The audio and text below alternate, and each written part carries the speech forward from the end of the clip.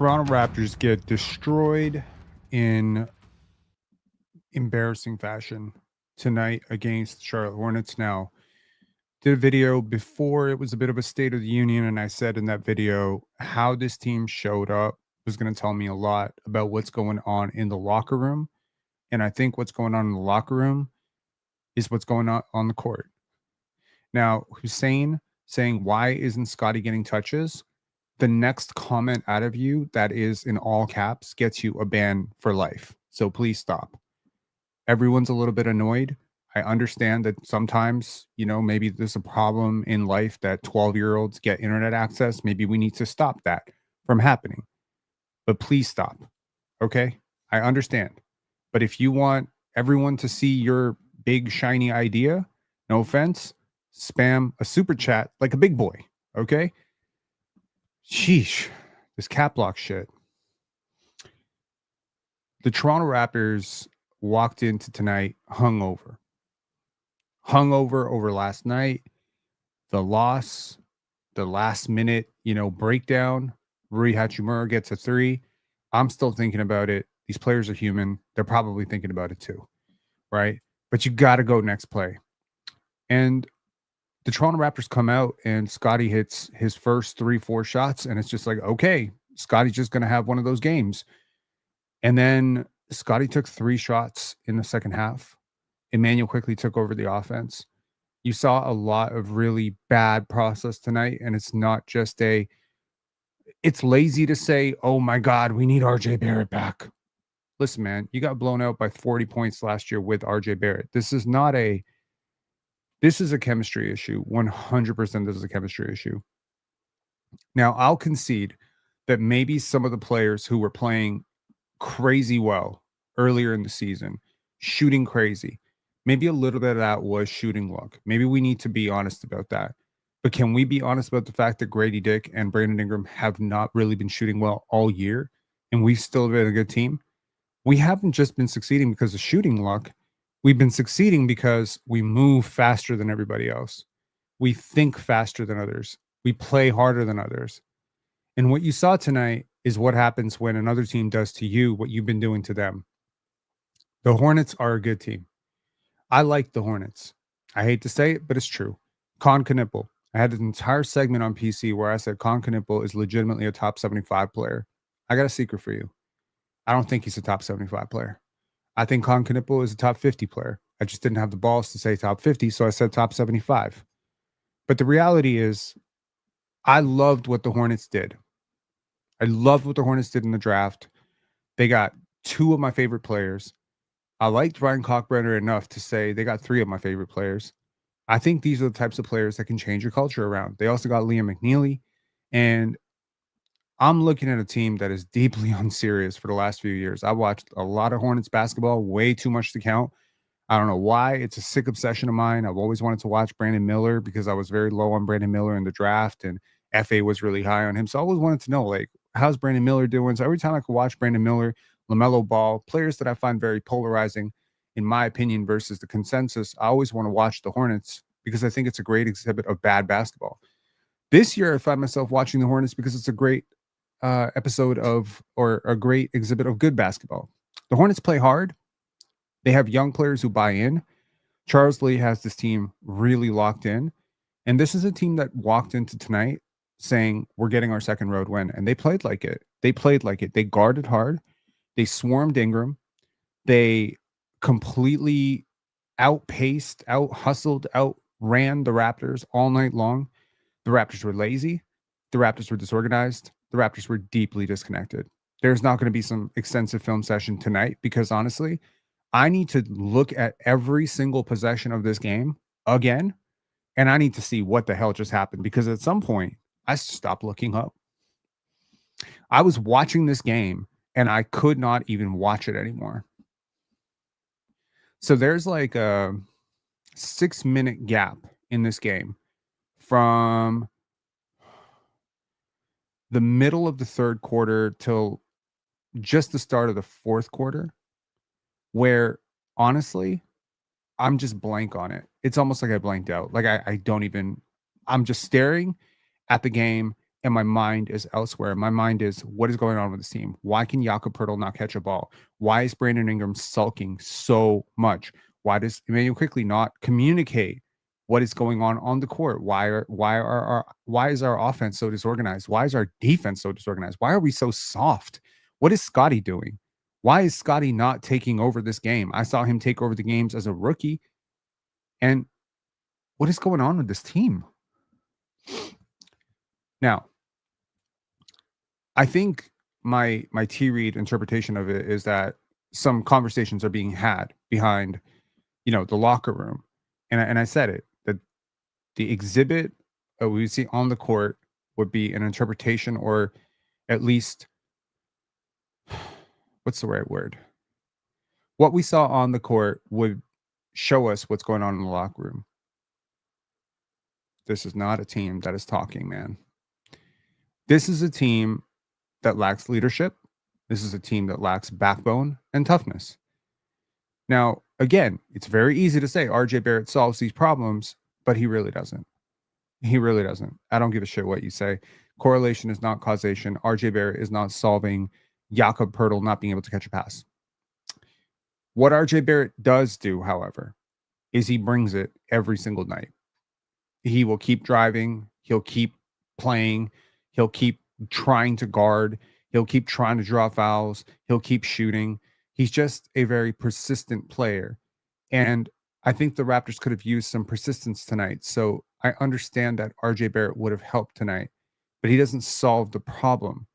And the problem is, you have weaknesses and you can't solve them. You have wings who have no real wing skills, right? Like, they don't have ball skills. They like a Colin Sexton. The Hornets were depleted tonight. They didn't have Colin Sexton tonight. Colin Sexton killed us last game. That is a team that believes and is bought in and is committed to playing the right way. Tijon Salon is a G League player. Now, I understand. Trust me, I've seen him play in real life, and I think Tijon is going to be a good player someday. But he's a project. And tonight he's locking up Brandon Ingram. What? Ingram's heaviness with which he plays, the forcing of everything. If you're getting triple teamed, pass. But don't grenade it. The Raptors predetermined what they were doing again. Way too many possessions where it's just like, I'm going to call my number. They blew layups. And after every blown layup, instead of doing what they typically do, and then the Raptors blew an unforeseen number of layups. Like, when you can look at the shot chart tonight, this is bad. I mean, the Raptors have lost 4 out of 5. This is it's a far cry from we're never going to lose again. Nobody saw us losing twice to Charlotte over the stretch, but man, this is concerning. I mean, you were a game out of first. You're 6 losses away now from 500 basketball. And it doesn't get easier, by the way. This is very easily a loss. This is almost definitely a loss. This is a win. This is a loss. So 3 of your next 4 could very easily be losses. The Boston Celtics are playing amazing basketball right now. They're beating the crap out of teams. The same, well, not the same, because LeBron did not play tonight, but the Lakers went into Boston tonight and got blown out by a lot. So the same team that beat you, minus LeBron, went in on the second night of a back-to-back and got blown out by the team that you have to face 2 times in the next 4 games.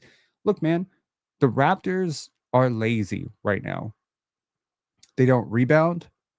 They're not getting on the glass. They're not showing any toughness, getting over screens.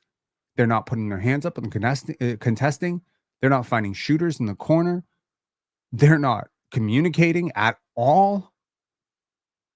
This team has mega leadership problems.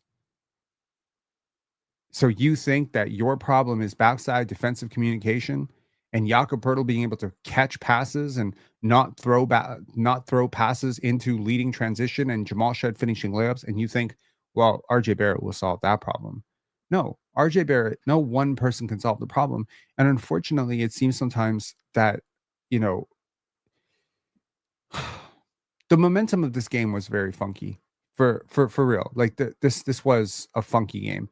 First of all, there was that strobe light issue right in the beginning that delayed for 15 minutes. And I was very curious, like, are the Raptors just going to be out of it? Because, you a 14, 12, 15-minute stoppage or whatever it was like a 10 plus minute stoppage where you're just cold, right? You're starters, you have a rhythm. And it felt like after that point, like Scotty hit a few shots, but the Raptors just were not the same after that. I have no idea what the game would have been like without that. Maybe it seems like a cop out to even talk about that, but it felt like the rhythm was off. Okay. The Raptors scored 24 points in the first quarter, 18 points in the second quarter, 28 points in the third quarter, where they actually won. And then in the fourth quarter, got smoked 16-33. Their defense fell off a cliff. Their offense went completely to hell. This is right around where this game just completely broke open.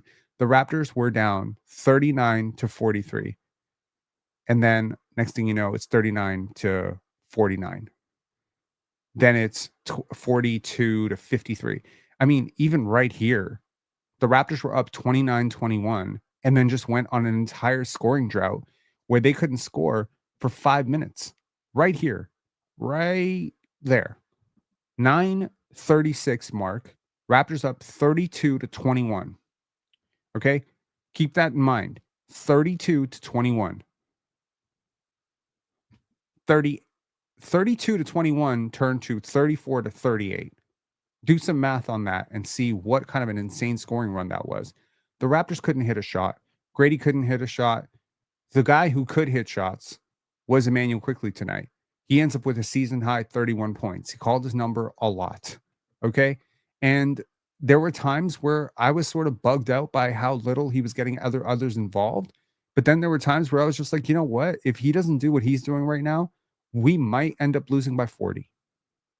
So we end up losing by a lot. We score a season low in points, 86 points. This was an embarrassing loss. And Jakob Poeltl, who rested last night, looked embarrassingly bad. And somehow, Sandro Mamukelashvili looked even worse. Really bad. Jacoby Walter was awful tonight.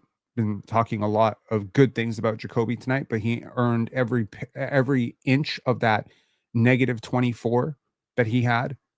He was not good. He shot 0 for 7. He's been on a bit of a heater, but he just did not look right tonight. Defensively, he got lost a few times. Offensively, just rushed and missed shots. Just missed a lot of shots, makeable shots, shots at the rim, just fighting himself. Open pull up, 14 feet, wide open, nothing. Brandon Ingram, 7 points tonight. 7 points. You can't break double digits. 7 points on 13 shots, 1 for 1 from 3. So that's, I guess, the one positive. He got swarmed, doubled, tripled. He had 9 rebounds. That's a bit of a saving grace. But that's because he was low on the basket very often. Bad defense overall tonight. 5 fouls. Could have been 7 or 8 fouls if they call it properly. Negative 15. 4 turnovers. Scotty Barnes started out this game so well. So well. He had the first 7 points for the Raptors. That was in the first 3 minutes. He had 6 points the rest of the way, which means he went a full 28 minutes of game time with 6 points. Started missing shots, just stopped taking them. Just stop taking them. Stop being aggressive.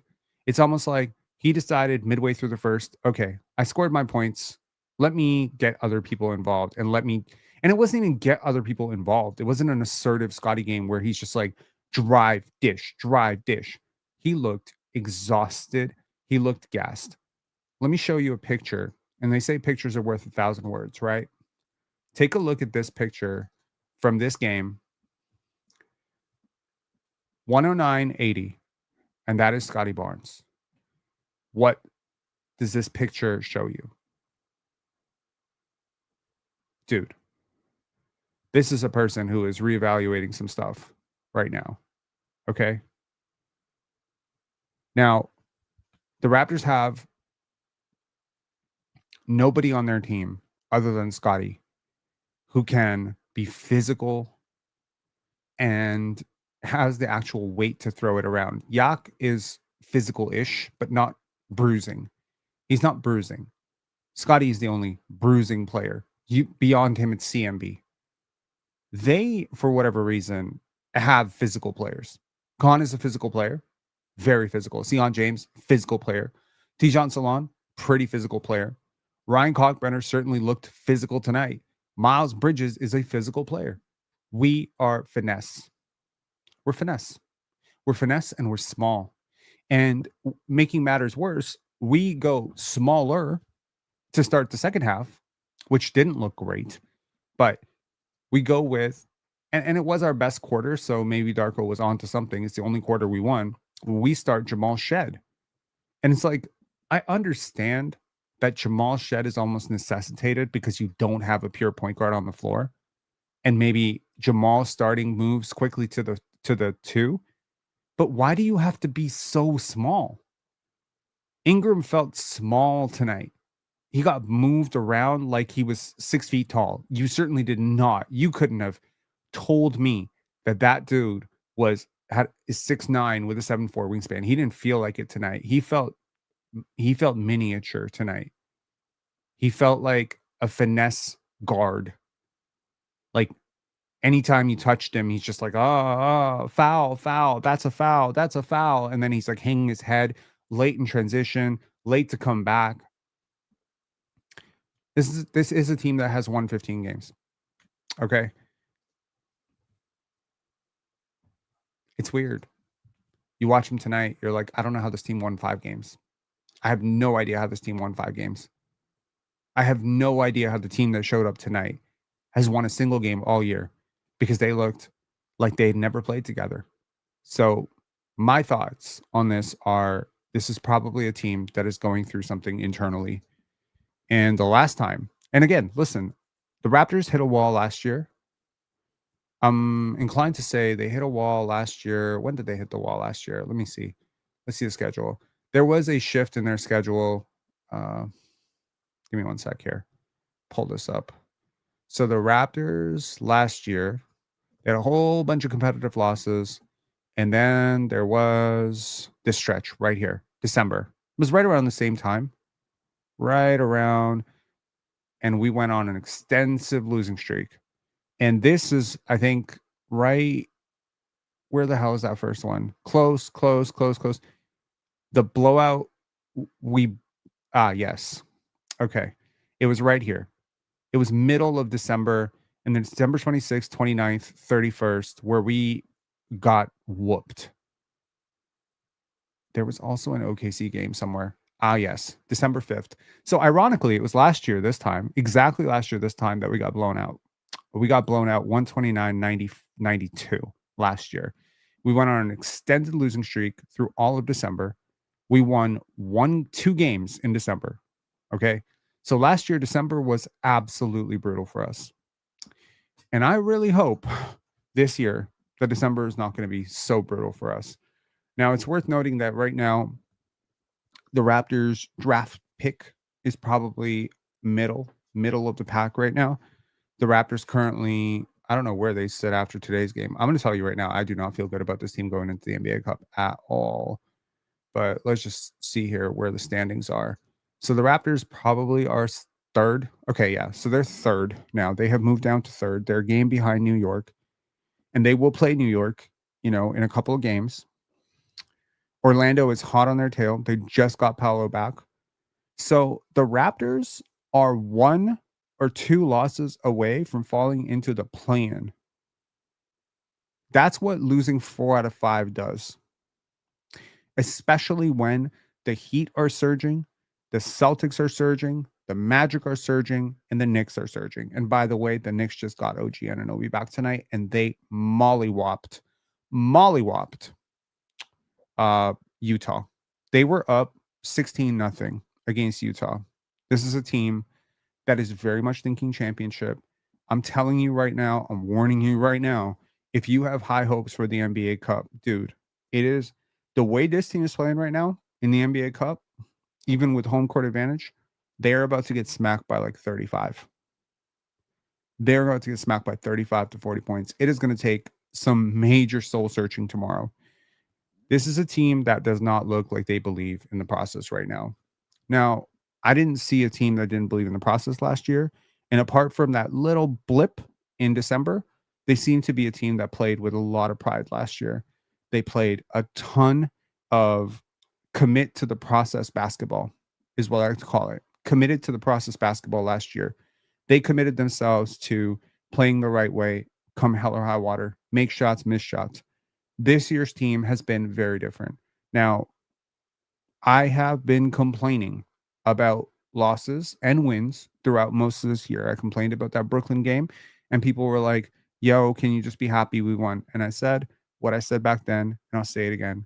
Habits are hard to change. When you play stupid basketball, like this Charlotte Hornets team right now, I'm going to be really honest with you. This team is in a worse position than the Raptors for sure. Yes.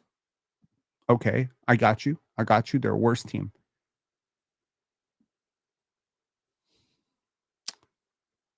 But it feels to me that they play more together most of the time.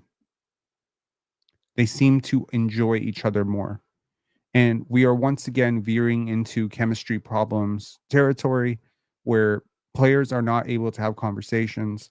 And a lot of last year was about Darko, preaching Scotty's development as a leader, how he needed to learn how to communicate, et cetera, et cetera. Right now, the Raptors desperately need a one guy pulls everyone together and says, no, this is not who we are. We have to be better. I'm going to start, I don't know if y'all watch WNBA, women's hoops at all.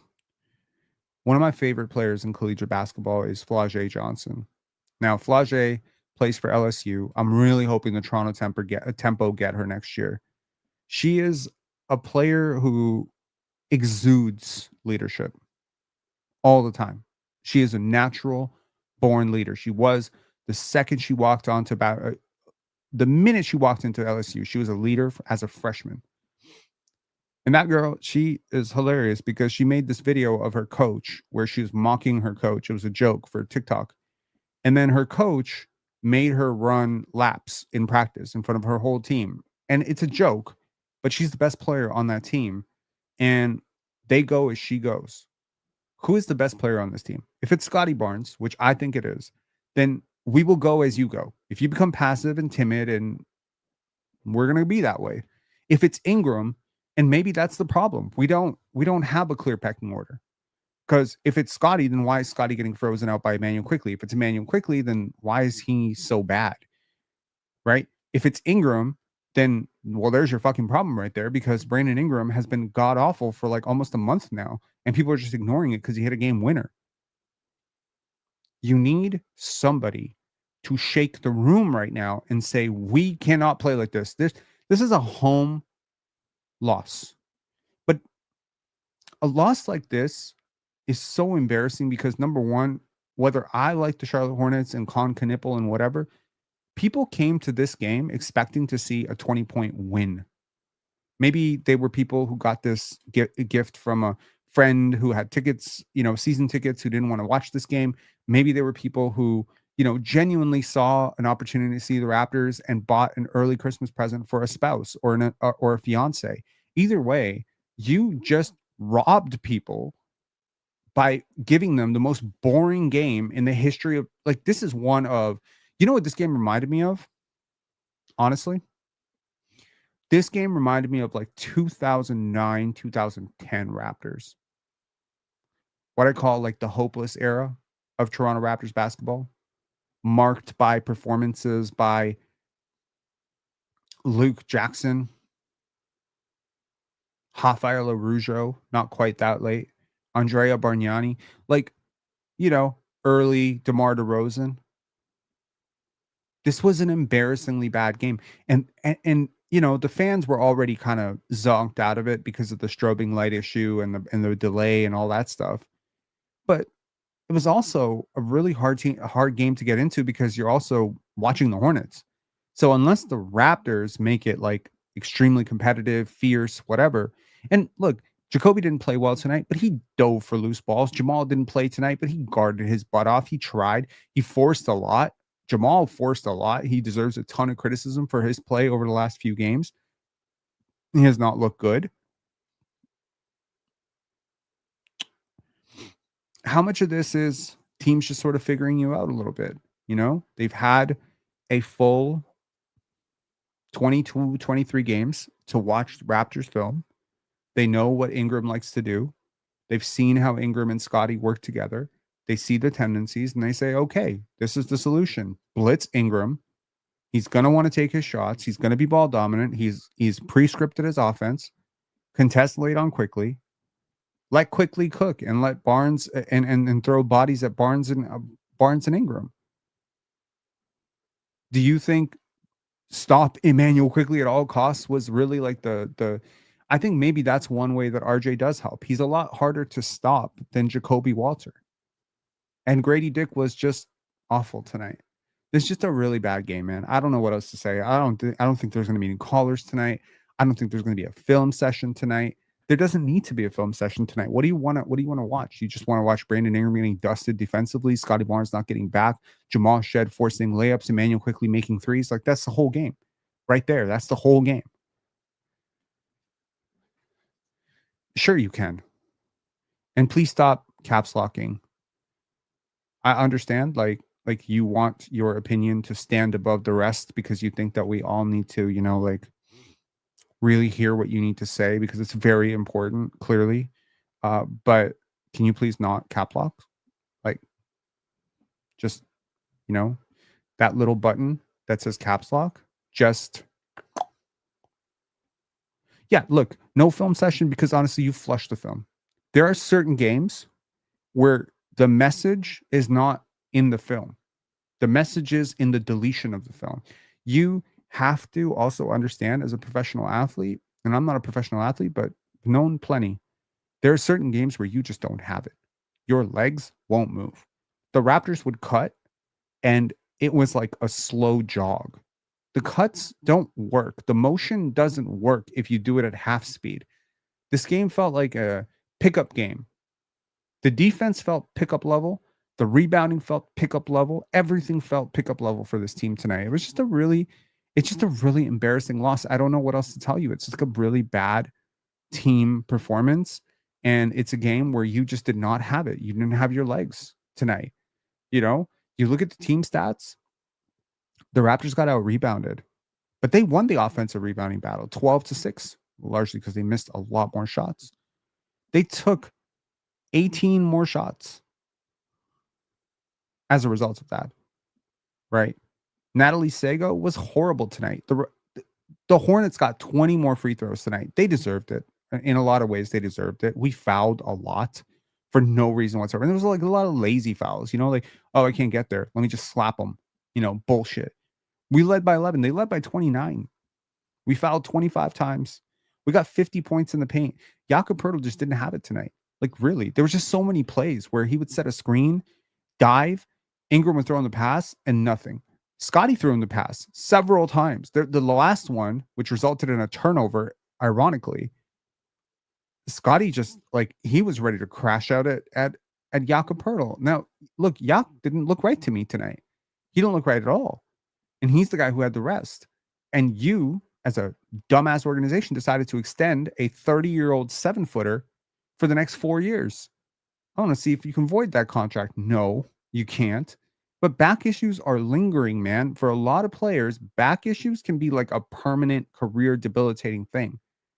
And you don't have a backup center on your roster. So now you're running out a lineup with Scotty at the 5. So now you're playing your best player 4 positions out of position. This is a mess. Bobby Webster created it. Bobby Webster must solve it. Now, what are your options right now? Trade for a center. Trade for a viable center who can grab rebounds and stop Scotty Barnes from breaking down, because I don't see another team that is playing their best player out of position. Con Knippel played a lot of point guard tonight for them, a position he's very familiar with. They're not playing Con Knippel at the 4. Okay. They're not playing. LaMelo Ball has never not played point guard for them. No matter what injuries were on their roster, they said, okay, Mason Plumlee, get your ass in there. I'd rather see Garrett Temple play center than have to watch Scotty Barnes get his ass whooped by 7 foot, 280-pound behemoths. I'm sick and tired of this. Y'all are abusing a player who doesn't say no because he's such a team friendly person. But if Scotty Barnes had any common sense, he'd walk into Bobby Webster's office tomorrow and say, the next time I'm starting at center, I'm faking an injury so I don't have to play that game. You're beating this dude up. And then inevitably next month, when he scores 10 points per game for an entire 2 weeks, you'll have the fan base saying, see, he's not a real player. Do you see how much he does for you every single night? You have a whole bunch of finesse players you've surrounded him with. The solution is not throwing him at the 5 or the 4, frankly. He's starting at the wrong position too, because you have a roster, like you have a really poor roster construction around him. Now, he deserves this loss tonight, but he didn't deserve last night's loss, and he didn't deserve that loss against Charlotte. And there's a lot of games where he has come up big and we have shit the bed because we've gone away from him.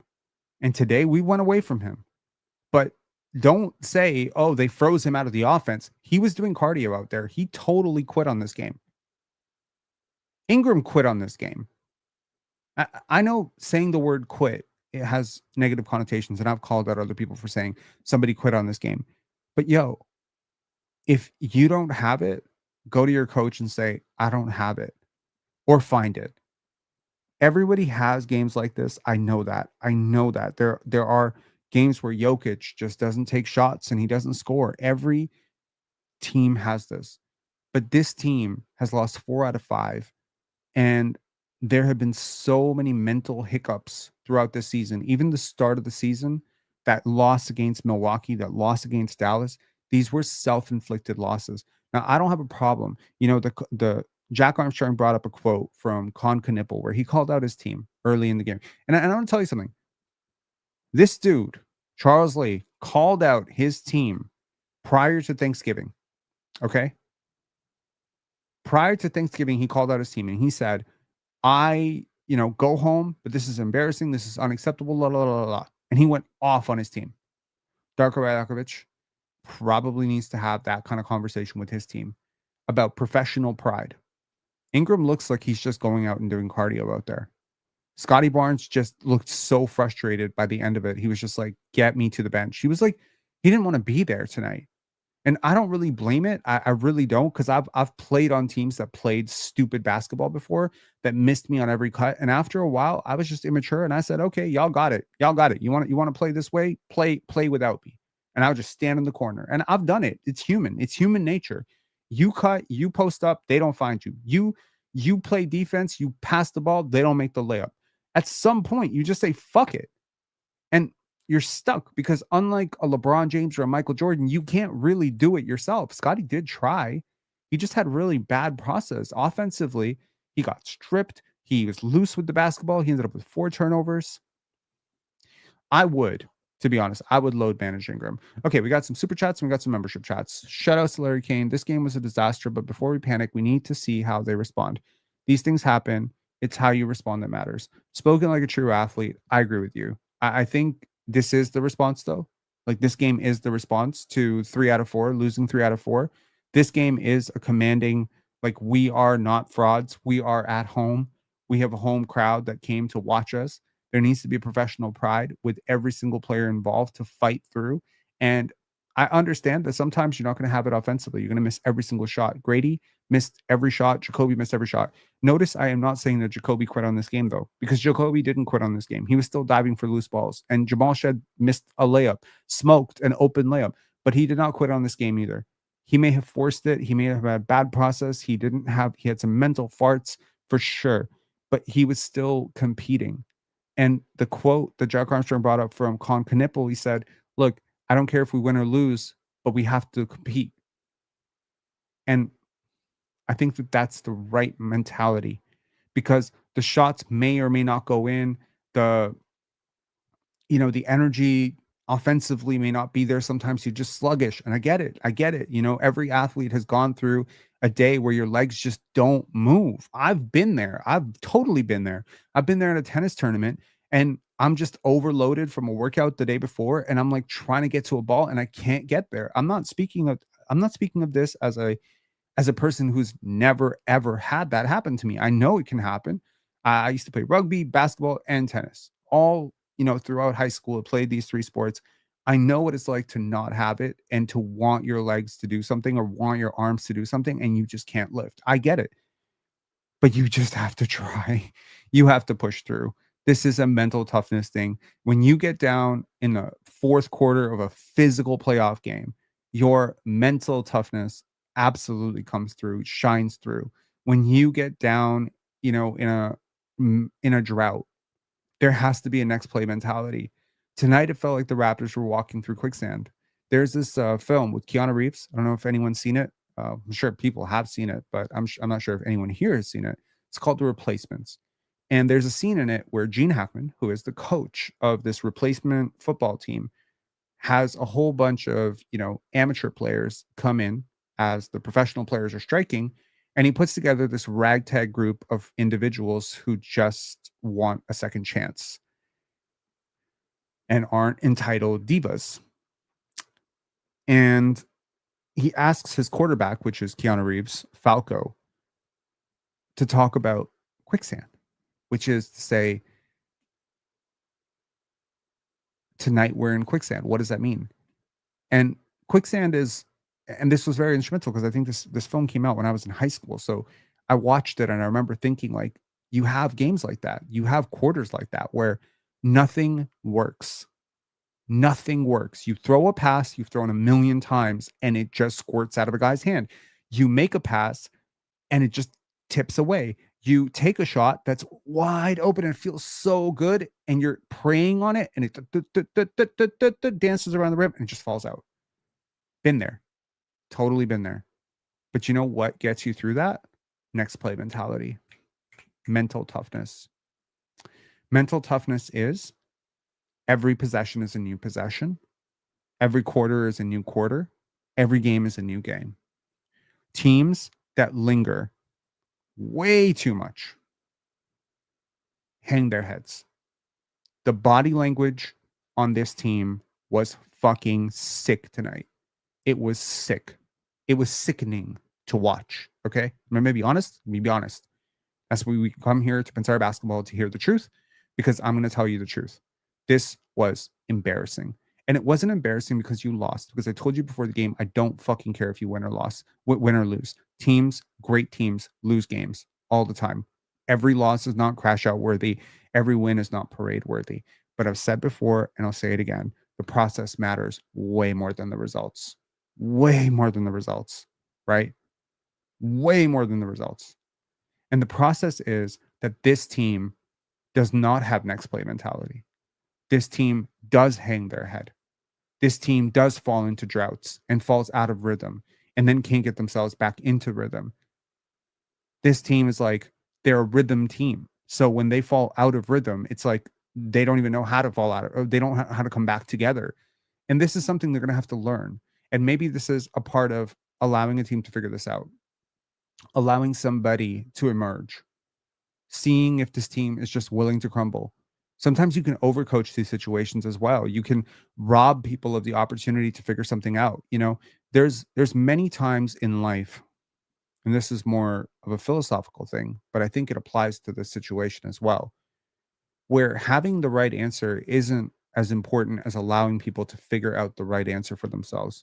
Darko Rajakovic may know the exact blueprint to get his team back into focus.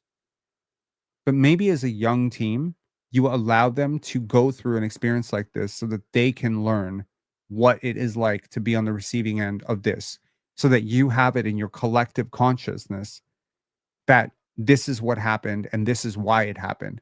Sometimes a team can start to feel themselves a little too much. This team came out of the gate when they won 9 straight and they seemed very cocky, right? They seemed extremely like they were playing down to their competition. It was starting to piss me off. And you saw it like against Brooklyn. They kind of played down to their competition. They played down to their competition a lot this year. Let me just pull up the think there were games here. Hold on one second. So where the hell are we at? So naturally,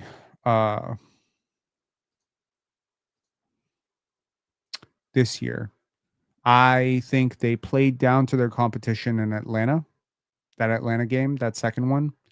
I think they absolutely played down to their competition, Dallas, Milwaukee. I think they absolutely played down to their competition against Brooklyn and then Charlotte and then again in Philadelphia. These were not convincing wins. Brooklyn again. That was another game. I think the second Brooklyn game. Indiana, once again, right? That second Indiana game, they were just messing around. Messing around. They cracked 97 points. And you look at this. Ingram took 23 shots that game. Barnes took 12. Somehow they combined for 40 points. Barnes wills them to a victory. Ingram hits the final shot. And nobody says anything. But man, like the warning signs were right there. Like you were starting to see, like, okay, even that game on October 31st against Cleveland that you actually won to start this whole win streak, like that was a game where you absolutely fell apart. You totally fell apart. Now, James Battle came in and saved you, and then everyone started talking. So, look, I think sometimes you just have to allow a team to figure it out. And I think this team will figure it out. There's a lot of prideful people on this team. There are a lot of guys who care about winning. There's a lot of guys who care about each other. And this is a team that just has a whole bunch of people that have no idea how to connect with each other. And I think that's a leadership problem. I think it could be a Darko problem. But I don't think it is a Darko problem. I really don't. I think it's an Ingram, Scotty, RJ, IQ, Jakob problem. I think it's a player problem. I truly believe there's a player problem. Do you still think Ingram is better than Siakam? I think Siakam contributes more to winning, more efficiently, defense, strength, and conditioning. No, I don't think Ingram is better than Siakam. I think he's more talented than Siakam. I think Siakam's defense pushes him over the edge. And I pushed back a year and a half ago or a year ago on the panel. We were doing an all-time, like an NBA player ranking for passing talent. And I was very offended that Brandon Ingram was ranked so high. And I ended up pushing back against Mars. And Mars was just like, Brandon Ingram's a great passer. You don't know what you're talking about. And over some period of time, I started to watch more Brandon Ingram films, specifically focusing on his passing. And the truth is that I just haven't watched a ton of Ingram over the last year and a half. Like actively, I hate watching the Pelicans. There was a reason to watch the Pelicans before because I loved Dyson Daniels so much. But once Dyson Daniels was gone, I just wasn't watching the Pelicans anymore. Ingram is a talented passer. He threw a brilliant pass tonight. It was a good pass. Full court. Found a guy open. I think it was Colin Murray-Boyle's really tough pocket. But his propensity to pass is disturbing. And I think his physicality is annoying. His shot making, though, like I will say this, like I trust his offensive skill set more than Siakam. He's more skilled than Siakam for sure. Siakam, I don't know.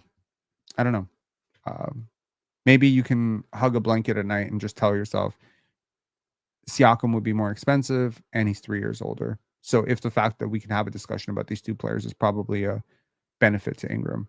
Red Salute said, put down the calculator, Bobby, and get us Day'Ron Sharpe. Absolutely. Also, Raheem, one more thing. At no point during Pascal Siakam-led offense were the Raptors a top 5 offense, just so we are clear. Once Lowry left, all semblances of a top 10 offense were gone with him. When we went to Fred and Pascal, we were consistently a bottom league offense. So just worth noting.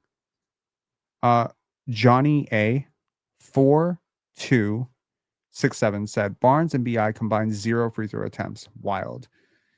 I got to tell you, sometimes you see Natalie Sago on the other end and you're like, that's a Raptors loss.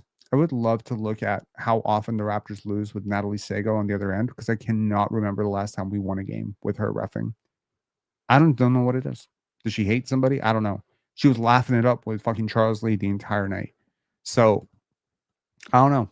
Like, I'm not shocked. I think the Raptors got discouraged at some point and then they just quit. The entire team just fucking quit. It's like they basically just stopped.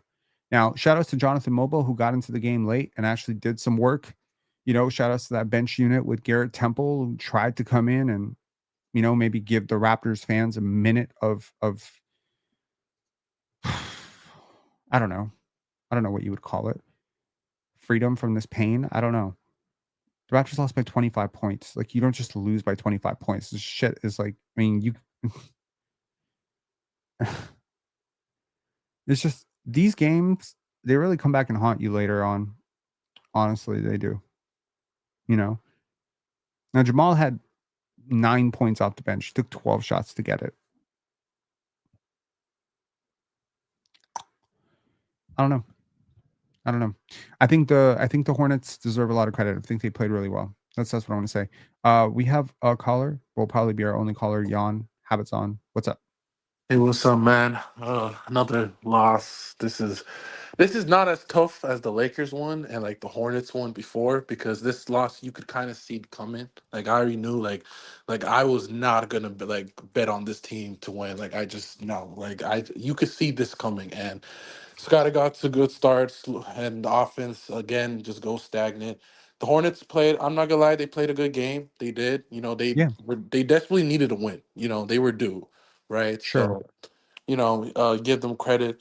It's just, man, it's just. I think Bi just looks tired. Like he just looks dead. He looks fatigued. He just is. I don't know what to do. It's like it's hard because like I know we play against Boston on Sunday, but after that, like when's our next game? Because I feel like we've been playing like every other day. Like we haven't had like 2-3 days off in a minute. Right. Yeah. So like I think I don't know. I don't know if like it's just fatigue. I just like because I'm worried because our schedule gets a lot difficult. Like we've been very lucky, and I thought these last two games were both winnable and we needed to get. And it's just it's tough, man. It's very tough. It's frustrating.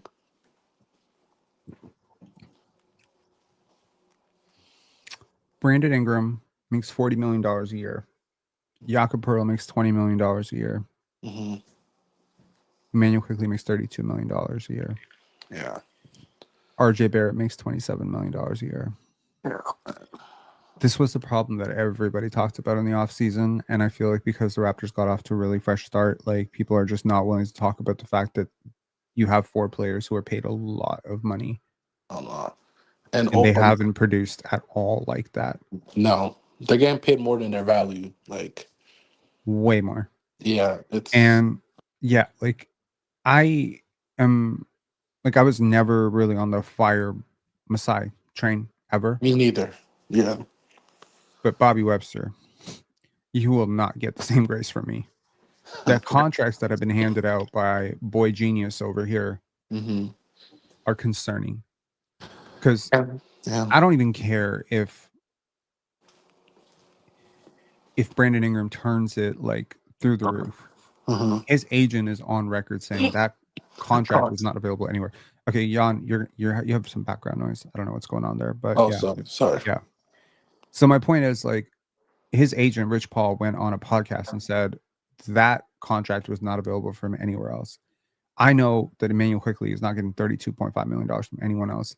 And I would love to know who we're bidding against with this Jakob Pertl 22, 24, $25 million extension.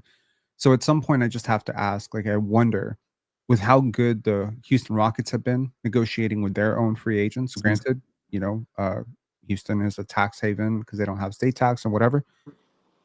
They were able to get Alperen Sengun, who had every right to demand a max contract at less than a max. They were able to get Jalen. Okay, sorry, Jan. Something's going on with your sound. It's Are you it's sure? really loud, and yeah, it's very distracting for the Oh, listeners. So, sorry. all right, man. Peace. Sorry about that. Yeah, sorry. Bad audio, bad loss. Can't deal with it. So anyways, my point is the Raptors have had a extremely generous way of handing out contracts, and they kind of lucked into the fact that Scotty didn't do what he's doing now last season because he would be at a $50 million contract instead of a $40 million contract. The fact that Scotty did not make All NBA last year, and very well probably could have made All NBA if he just done what he's doing this year, last year, because he chose to lose last year and therefore absolutely kicked out any chance of winning All NBA. I think it's kind of saving you 10 million, but you've wasted the 10 million, right? So I think it's just really tough because when you sign a contract, you have to immediately think, what if I have to move off this contract? And I just don't think at 31 years old, Jakob Poeltl is going to be a good asset for somebody at 27 million, no matter how much the cap goes up. I think the Raptors have very poorly planned out this thing. I think they have falsely assumed that paying people makes them better somehow, or paying people will smooth things over. I promise you, the gap between 30 million, getting paid 30 million and getting paid 35 million is not going to be mood altering. Okay. There's plenty of signs to suggest that beyond a certain level, you need to jump up like multiples. Okay. So nobody is like, if you make $1 million a year, making $1,000,001 is not going to make you happier at your job. Making $1,600,000 is not going to make you happier at your job. You know what's going to make you happier if you make $1,000,000? $5 million. From 5 to 6, no difference. No real difference. Tangibly, no difference. Now, I understand that to tell somebody who works minimum wage at Walmart that there's no tangible difference between making 27 million and 29 million dollars a year, it kind of sounds crazy. But I think the Raptors have been over generous with their extensions. If they play out this Jakob Poeltl thing, what is the fear that someone is going to come out of nowhere and sign him for 30 million? I promise you that contract does not exist. Are they fearful because of how they lost Fred? I don't know. I don't know. But anyways, my point is great value add on Sandro, but from an asset standpoint, you're probably in a better situation if your super high paid players are looking really good. RJ has looked like reasonable for his 27 million, and I think Emanuel Quickley has looked reasonable for his 32. I just think my worry is you can't afford one more bad contract on this team, and I'm really hoping that Ingram and Jakob don't become bad contracts, because injury issues for a 28-year-old who has a ton of injury issues. You've given him the player option, which makes it even worse, by the way, because the player option is a double expiring. It's expiring for you, expiring for him, but he gets to choose. So, for instance, next year, right? So, this is year 1 of Brandon Ingram. If he does well next year, you have no leverage because he can opt out and renegotiate his contract, which is kind of a similar situation to what you were with Jakob, right? So at that point, if he plays really well and you're a championship contender, he can opt out and demand and kind of hold you by the balls for a $50 million extension or whatever his upgrade would be on what he thinks he's worth then. And if he has a bad season, he just opts into the player option. The Raptors give player options to like the worst players. They gave a player option to Mamu. Okay, so I'll play ball on this. If you believe in Mamu Kelishvili, why is he not getting 3 years, $10 million? Why can't we sign that OKC Houston type of deal? Right? This just feels like every time I criticize this team, it always comes back to the front office dangling their feet, poor management of assets. Now, I'm not going to say that this team hasn't done a good job. They deserve a ton of kudos on their scouting, their development.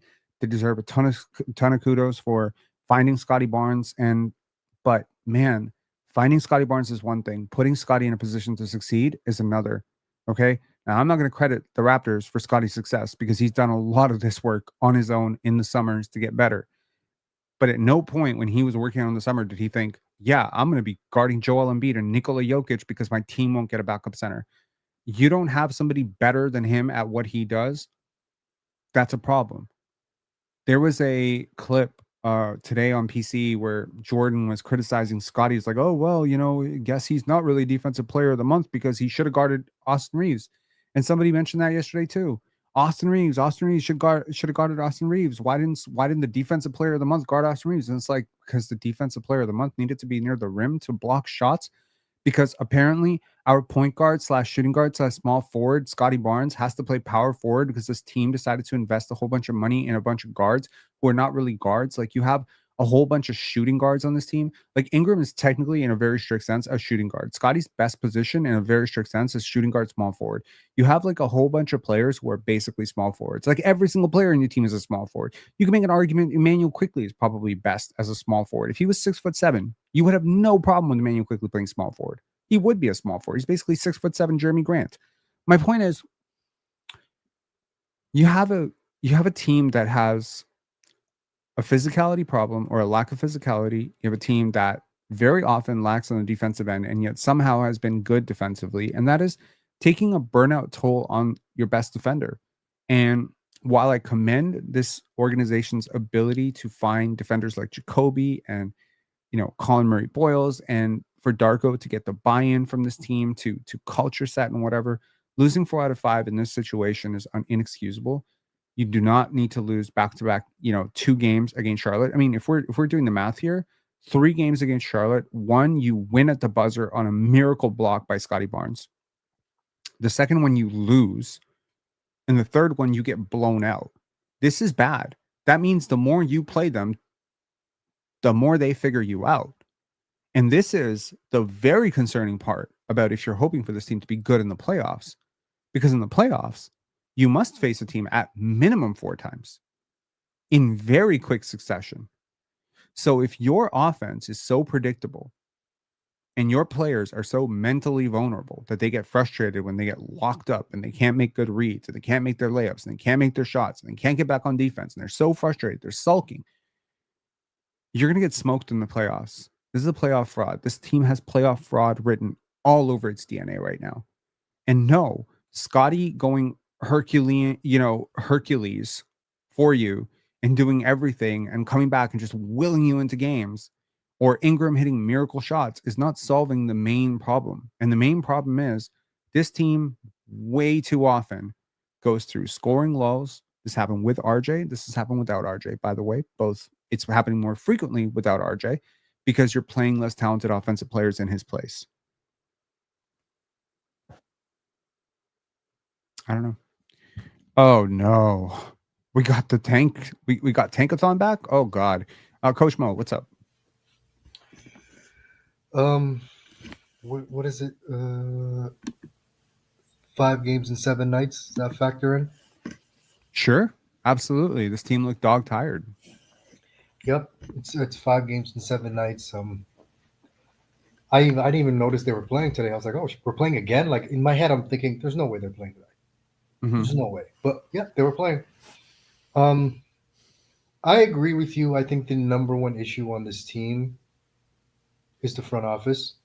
I think that's, if you have to point the finger at one entity, it's that. Horrible job.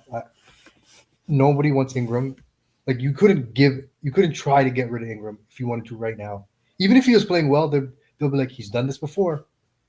And no one wants him at that number. No one definitely wants IQ at his number. No one wants Yak at his number. We'll see what happens with the RJ situation. But yeah, I mean, people have mentioned it, and I agree with you. People were talking about the contracts. Like people say, oh, Bill Simmons, he's a Raptor hater. He's not wrong when he looks at the contracts from his perspective. It's like, okay, these numbers look kind of high. And then you add them up, and it's like it's really high. And it's like, what is its ceiling? So then the question is, this makes no sense. What's the end game here? Jalen Suggs makes $30 million a year. He is so much better than Emanuel Quickley. Do you know what Austin Reeves makes? Yeah, I do, but just don't say it out loud. My goodness. You know what Malik Monk makes? I do. I've been begging for the Raptors to trade for him for a year and a half for a reason. Yeah, I know what Malik Monk makes. Look up Keon Ellis's contract when you have a chance. Yeah, I know. I mean, what Malik Beasley last year when he was lighting the world on fire, he wasn't making that much, right? God forbid he does that for us 1 year, what we give him. Right? And this idea, this kind of this virtue signaling of we take care of our guys. It's like you're not doing what you think you're doing.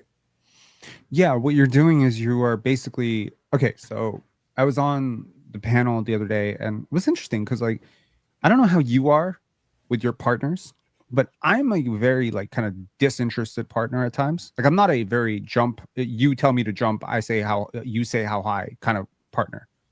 I'm more of like a I'll do it if I feel like doing it kind of an asshole partner at times. Mm-hmm. Personally, I'm like that a little bit. She wants to go to the ballet. I don't like the ballet. I'm like, go with your friends. I'm that type of person at times. I mean, I'll try to be. I'm a considerate human being, but I'm certainly not fucking putting on fucking dancing shoes and going dancing with you. I'm certainly not getting you flowers every day. I'm not that type of person, right? Are you that type of person? No. No, right? I don't know why I'm not that type of person. Maybe it's because when I was younger, I was the guy who wanted to impress the girl a lot. But now I'm just like, I'm not really like that. I don't have that insecurity where I'm like, I have to do 85 million things for a girl to like me. And weirdly enough, it's actually been, some women have told me, it is like the most attractive quality. It's like, you don't actually care if I like you. I know a lot of guys who try very hard. The Raptors are fucking tryhards, man. Yeah, try to be likable, try to be on the right side of history. It's very virtue signally. It's try hard, and those kind of people get taken advantage of. Exactly what you said. The advantage part is you get a reputation that you take care of your players, which is great.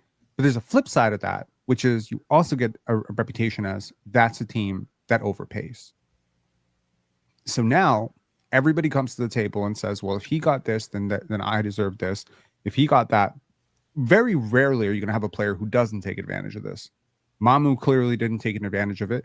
Scotty couldn't take advantage of it because he's a max player. What's he going to demand? A second max contract, a roster spot for his friend? What's he going to demand? But RJ Barrett, right now, the reason that he doesn't have a contract extension is very likely because he did try to take advantage of this. Probably looked at Emanuel Quickley's 32, Brandon Ingram's 39, and said, pay me 35. And you know what? You know what's sad about all this? What? Is that the Canadian kid, the Maple Mamba, Mm-hmm. that's where the buck stops? I'll put it this way. From a financial perspective, if Emanuel Quickley is worth 32, RJ's worth 32. Yeah, I think he's better. You could make a point. You could make a case that he's better. I mean, they're about similar, but They're around similar, yeah. I think what Quickley does is, at least in theory, more valuable because he's not nearly as net negative a defender. The theory. Oh boy, the defense isn't as far off as you think, Rob. It ain't as far off as you think. Quickly gives up a lot defensively too. It hasn't worked out the way the Raptors would have liked. But again, like if Jakob Poeltl can make 27 in his like at 32, is RJ Barrett really that far off from being worth 30? No. Like, points should be paid. Scorers get paid, right? And I understand that there's a sort of fashionable trend in the NBA where we're kind of going away from paying scorers, which is why Cam Johnson and guys like that, Cam Thomas can't get paid or whatever. But I feel like RJ's more than just a scorer. Like, he is a playmaker. He is an off-ball cutter. He's not just empty calories crap scorer. You know, I personally think RJ's worth 20. I think Quickley's worth like 22. I think Jakob's worth 15. I think Ingram's worth 30. I think Scotty's worth 40. I agree. That would be a fair cap sheet for me. I agree. And you know what happens when you actually pay these people what they're worth? The pecking order is very clear. Mm-hmm. The market is very clear on, but right now there's the lines are so blurred. Well, I make this much. Well, I make as much as you or close to you. I'm not that far off from that guy. So it's like, we're all in this together. But you see the Denver Nuggets and you see what people are getting paid. Oh, there's you can't even try to rationalize it. Yeah.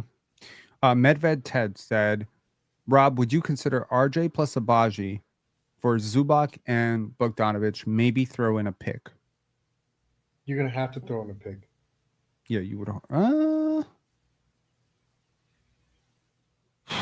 We're getting Ivica Zubac. He has been terrible this year.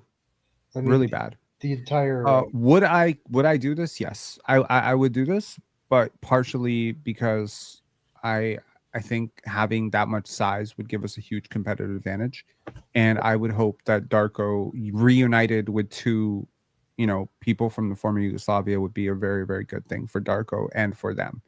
Like, I would hope that there would be an immediate familiarity between those three men in terms of how they see the game, and how they see the game would translate to cohesion on the court. Chemistry matters. The Raptors' chemistry is very bad right now. And I know you talked about that Nets game. I did not like the Brandon Ingram game winner game. I didn't like it. I didn't like the way he played. It ended up working out, but I didn't like it. And this is the problem with people that don't understand what they're watching. It's like, we're winning. This ain't good, bro. This ain't good. This ain't sustainable. And Right. I was begging for losses earlier, because this is what happens. You win 9 in a row. You win, 13 or 14. You're playing like trash, but you're winning. Your head's big. Okay, now here comes the reality check. And it's and they better get their act together, because Tuesday is playing knockout stage. So, it is. And this team is playing its worst basketball going into that. I know. So I don't know if RJ's coming back for that, but I saw OG back tonight. Not looking great. I don't know how I feel about RJ's first game back being that game, because he's going to try to force it. It's his former team. It's his first game back. It's the play-in knockout round. Yeah, I don't know. Yeah. I'm looking at November 11th. I made a live stream called Raptors Blowout Nets Despite Playing Horrible Basketball. That's the title, right? On November 14th, I wrote, "Dear Raptor fans, dear Toronto Raptors, this is why pencil have erasers." And at which point I cautioned that we should make a trade for Pascal, and I suggested we make a trade for Pascal and freaking Andrew Demhard. Yeah. I'm just looking like at my previous lives, and I'm just like, I definitely have called out this team playing like shit. And the thing that's kind of giving everybody false hope is that we don't have RJ. A part of me wishes RJ was playing while this was happening. Yeah, because if RJ was playing while this was happening, he would be the scapegoat for all the losing. And I think people don't understand this. Look, this team is not moving their feet defensively. They're not closing out. They're not running hard in transition. They're not cutting hard. They're not making obvious passes. This is a team that is reluctant to pass to open teammates. That is never a hallmark of a team that is connected. And RJ Barrett doesn't immediately make that better. What he does is he is very unaffected by his teammate. Does that make sense? He is like the one guy on this team where it's like, no matter what is going on with everybody else, he's always going to be RJ. Yeah. He's psychotic. No, he really is. He could be. There was a stretch before he got hurt where he couldn't buy a three. Yep. Still took him. He couldn't make a shot. He was missing every layup. You couldn't tell by watching him. Yeah. He okay, so, Maple Mamba, right? That's the one thing about him that's Kobe-like. Kobe was like that too. Furious.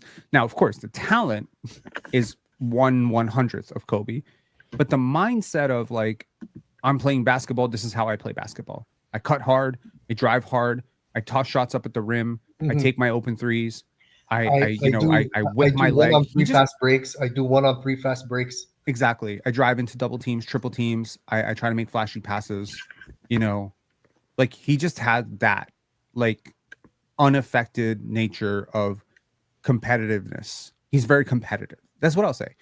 I wish that Scotty had his approach to the game. Next play mentality. Right. Yeah. Because Scotty's so much more talented. Ingram's so much more talented. And skilled, too. But RJ's, like, relentless. Like, it kind of gets you through slogs in the offense, right? It gets you through those, like, 3 minutes without scoring, because when there's 3 minutes without scoring, people start to overthink. They start like, okay, well, maybe I took too many shots. I should pass. Or they overthink to the other degree, which is like, oh, we haven't scored. Let me take over. And the one guy who's just like always the same in that situation is RJ. He's not affected by droughts. He's not affected by runs because he's not affected by anything. Yeah. What I don't understand in a game like today is clearly most of the starters didn't have it today. Mm-hmm. This was a game where, you know, you play CMB a little bit more, Mogbo plays more, right? Like Sandro plays a little bit more. Sometimes it's like you ain't got it, and it's the second night of a back-to-back. It's, however many games and however many nights. Yeah. Just ride out with the bench and see what happens. Just see Right. what happens. Right? Scotty and 4 bench guys. Remember that game where LeBron against like Indiana years ago, they benched Love and Irving. They were down by like 20. And Mhm. LeBron and bench just did like a 20-point comeback. Remember Right. Lowry? Remember that game, Lowry against the Mavs? Mm-hmm. The massive comeback with Chris Boucher and like just the most random ragtag. It can happen, but Yeah. at some point you got to be like, starters, sit down. And I think that's another evolution for Darko, where it's like, sit on the bench. Yeah. I'm done watching this. Be willing to offend. No, basically. sit down for like a quarter and a half. I'm done here. And coaches have done that. LaMelo Ball barely played the fourth quarter in the previous Charlotte win. Yeah, that's true. The game I'm talking about, that Cleveland playoff game, Kevin Love and Kyrie Irving sat on the bench. The bench crew and LeBron made a comeback, and he didn't go back to them. He said they've earned the right to finish this game. That's Darko's next evolution. Because at some point you're like, yo, come sit next to me. We don't have to talk about it. I don't even need to talk to you in the locker room. The message has been sent. Come sit next to me. And watch a guy who makes 100th of what you make play better than you. Yeah. I think that's the ego check that you need sometimes, right? As a star player who's sulking $40 million to go watch Jameson battle, like that was the game that turned around everything, right? Battle coming in. Yes. And I think, who got benched in that game? Was it RJ? I think No. it was RJ. I think Quickley was having a really bad game, and he got pulled quickly in that third quarter or something like that, early. I can't remember who got benched in that game, but I know Jameson Battle came in real quick and he turned that game around. And I feel like when a guy does that, people get over themselves and they snap out of it. Right? Yeah, and you quickly realize I can't win against, like, this is the ultimate trump card. You know how you talked about the guy, that big guy that you played with who said, I'm just gonna get a 3 in the key. Mm-hmm. A coach saying sit on the bench because I decide who plays is 3 in the key. Oh, okay, he's not fucking around. Okay, got it. I either do this or I don't play. Yeah. Or my I think the worst part about this, sorry, what'd you say? Or my minutes come down. Something. There has to be. Yeah, like I'm not saying just bench people, but I'm saying it has to be a weapon that they're aware can be used. Right. No, I agree with you. Look, I think a coach will find out how much his players believe in him when he disagrees with his players, when he openly, defiantly disagrees with his players. And, you know, allowing Ingram to sulk and pout and miss rotations and never, ever criticize him, you know, in public is perfectly fine and totally in keeping with who he's been when it comes to every player. He never heard Darko criticize a player to the media. Have you? I've never heard it. Nope. So he's not going to start with Ingram. But I hope the message was sent privately. But if the message was sent privately, the response has been horrible. Right? So at this point, it's just, if you don't have it, sit. Pride is getting in the way of a lot of things for this team. Pride, ego is getting in the way of team success. And team success requires a suspension of pride and ego to some extent. Mm-hmm. And there's individual pride, but there's no team pride of like, I'm representing the Raptors and 20,000 people came to watch me play against the Charlotte Hornets. I owe these fans something to cheer about. There's no pride there. There's only pride of like, I'm not getting calls. I'm proud. You know, there's my pride. I'm not getting touches, so I'm going to sulk. That's pride. Pride is getting in the way of team success in a major way. Anyways, I want to get to Darko's post game. Any final thoughts, man? Yeah, man. Hopefully, the playing game this was because it just seems a waste to have won every single play-in game, right? Mm-hmm. And be like a top seed to just lay an egg in the first game. Well, we will see if they lay an egg. I'm certainly hoping they don't. Yeah. All right, man. All right. Peace. Big shout outs to Coach Mo and Jan Habitson for calling in. Let's get to Darko Rajakovic and whatever he had to say for the Toronto Raptors. I'm curious to see if he will break his streak of never ever calling out his players. Okay, let's put this. You guys looked a little bit mentally and physically worn down tonight after a long week. Yes. 5 games in 7 nights. Physically, we were worn down. I'm really proud of our guys tonight. I really thought that we tried. We tried. But when you're trying and you're missing layups and you're missing wide open shots, you know, it's hard to keep it up. What I think that we did outstanding job is we did not quit. We continue fighting and fighting and fighting. We just did not enough in the tank tonight. I guess a day off is pretty much just get away from this kind of game, like just get away from a week for days. Yes, that's exactly what I told our guys. Mentally, physically, we gotta get away. We gotta recharge very quickly on Sunday, 3:30 p.m. game. So quick turnaround over here. You know, schedule it is what it is, but we gotta bounce back and find our energy levels back and compete. Was that what the reason to go to Shed in the third quarter was to get some kind of energy into your group? Yes. We try to get a little bit more to the on-ball defense there. Try to get a couple of steals there. We had Emanuel. He was good of scoring. He was pretty much the only one that tonight had a little bit of juice there. That was the main reason. Yes. Do you have an update on Jamison Battle? Yes, we just did imaging, so he's clear. He's all good. It's going to be day-to-day at this point. Coach, before the game, I asked you about the process, and you talked about it's about learning and not focusing on the wins and losses.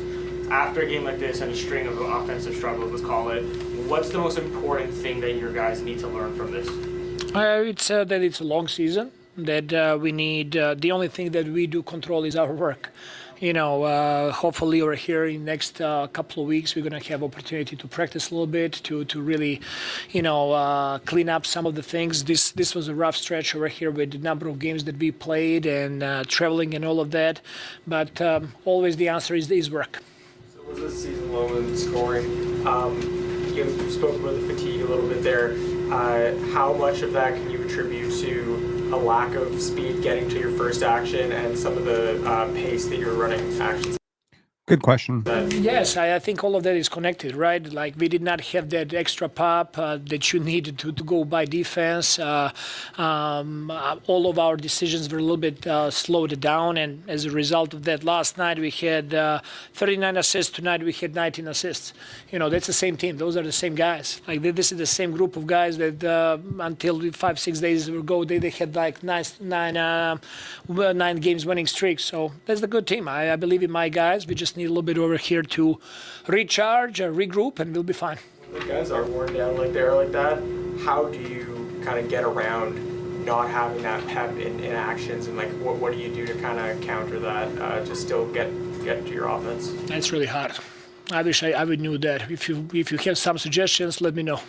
Quick, talking to Darko before the game and after, he's been big on preaching, obviously, not dwelling on the wins or the losses. It's about the next moment and just stacking learning lessons. And I think that's something you really echoed a lot as well throughout this. Why has that been important to yourself and the team? Is just what you're trying to build? I'd probably say just This is Emanuel Quickley, by the way. wins and losses, or wins and learning from losses. You're really just trying to learn. Not that the losses are okay, but you have to be able to be in the moment and be present, whether you win 9 in a row like we've done or you drop a couple in a row. The process is the most important because you're trying to get to a destination, and along that journey, you have to take everything, the highs, the lows, the good and the bad. So, yeah. What do you guys need to learn from whether it's a loss like this or, like you said, a bit of a tough stretch for you guys recently? How our identity, how we win games, starting on the defensive end, and then just the culture we're trying to bring. Obviously, we're coming off a back-to-back, so we got to find other ways to bring energy, create our own energy, and yeah. I was going to ask about that. Like, I'm sure none of you guys are looking to use the schedule as an excuse, but schedule is the schedule. You guys have played whatever it is, 5 games in 7 nights or something crazy like that. How do you fight through? Starting on the defensive end, and then just the culture we're trying to bring. Obviously, we're coming off a back-to-back, so we got to find other ways to bring energy, create our own energy, and yeah. I was going to ask about that. Like, I'm sure none of you guys are looking to use the schedule as an excuse, but schedule is the schedule. You guys have played whatever it is, 5 games in 7 nights or something crazy like that. How do you fight through as a team that fatigue and manufacture that energy in a situation like this? You got to make a choice. Honestly, it's a decision. That's why you train hard in the summer, wake up early in the summer for games like this, for trying to get to the postseason, all that type of stuff. You work hard for to be able to try to bring it on these type of nights. So schedule is never no excuse, and we got to learn from this one and continue to try to get better throughout the season. What was your perspective on that first quarter delay? What was that like to go through? Interesting. I don't think I've ever had nothing like that ever, and since I've played basketball, that was kind of crazy. Just one of those once in a lifetime type things when you're playing basketball. I don't know if it's once in a lifetime. Seen speakers on fire. Lane, what's up, man? It's gonna have to be a quick call. What's up? Yeah. Oh shoot. Are you getting off of here? Very soon, yeah. Yeah, I got you. I'll call back in after next game. I don't want to take up too much of your time. What'd you think of this? What'd you think of the game? Nothing positive. I'm gonna keep it short because if I start going, I'm gonna keep going. Changes got to be made. I don't want to overreact, but at this point, it looks like you're hurting because you're missing your second most consistent player, which really sucks. I thought the roster was a little more well built than this in terms of wing depth, and it's just not. Unfortunately, those guys aren't second most consistent player. RJ is your second most consistent player? Yes. Who's your first most consistent player? Scotty Barnes. Scotty Barnes by a mile, then RJ. I'm not going like 1-2 peg. It's like 1 space 2 space 3. So like the gap between RJ the BI is a little bit, not a little bit, a lot closer than the gap between RJ and Scotty. But you're missing him.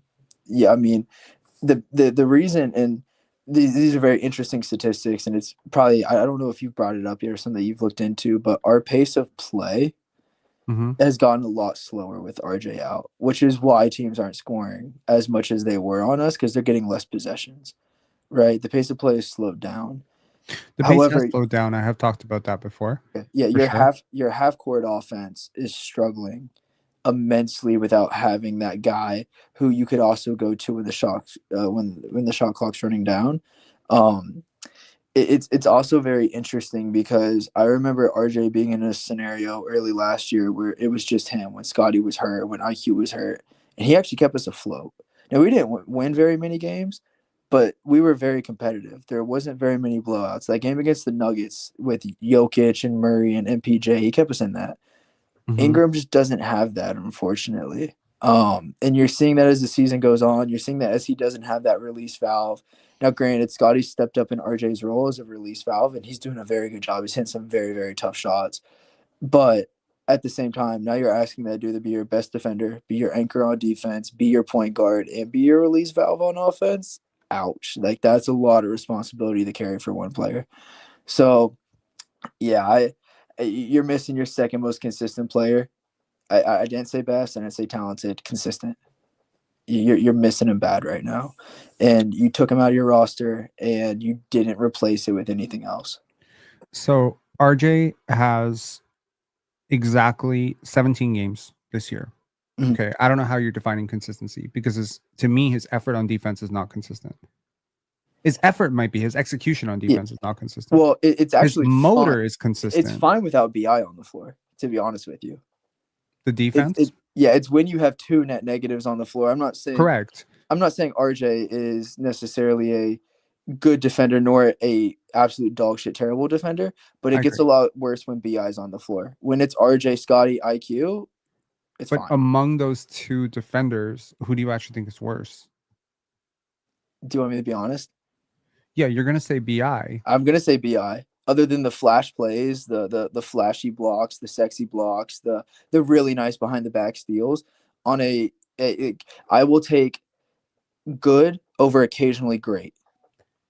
But RJ isn't good defensively at all. I mean, okay, I will take. But it's interesting that in the occasionally great. 141 minutes without Brandon Ingram, RJ's minutes are 107.4 defensive rating. It's worth noting, I don't think, has Ingram ever participated in good defense in his life? Have the Pelicans ever been like a great defense? No.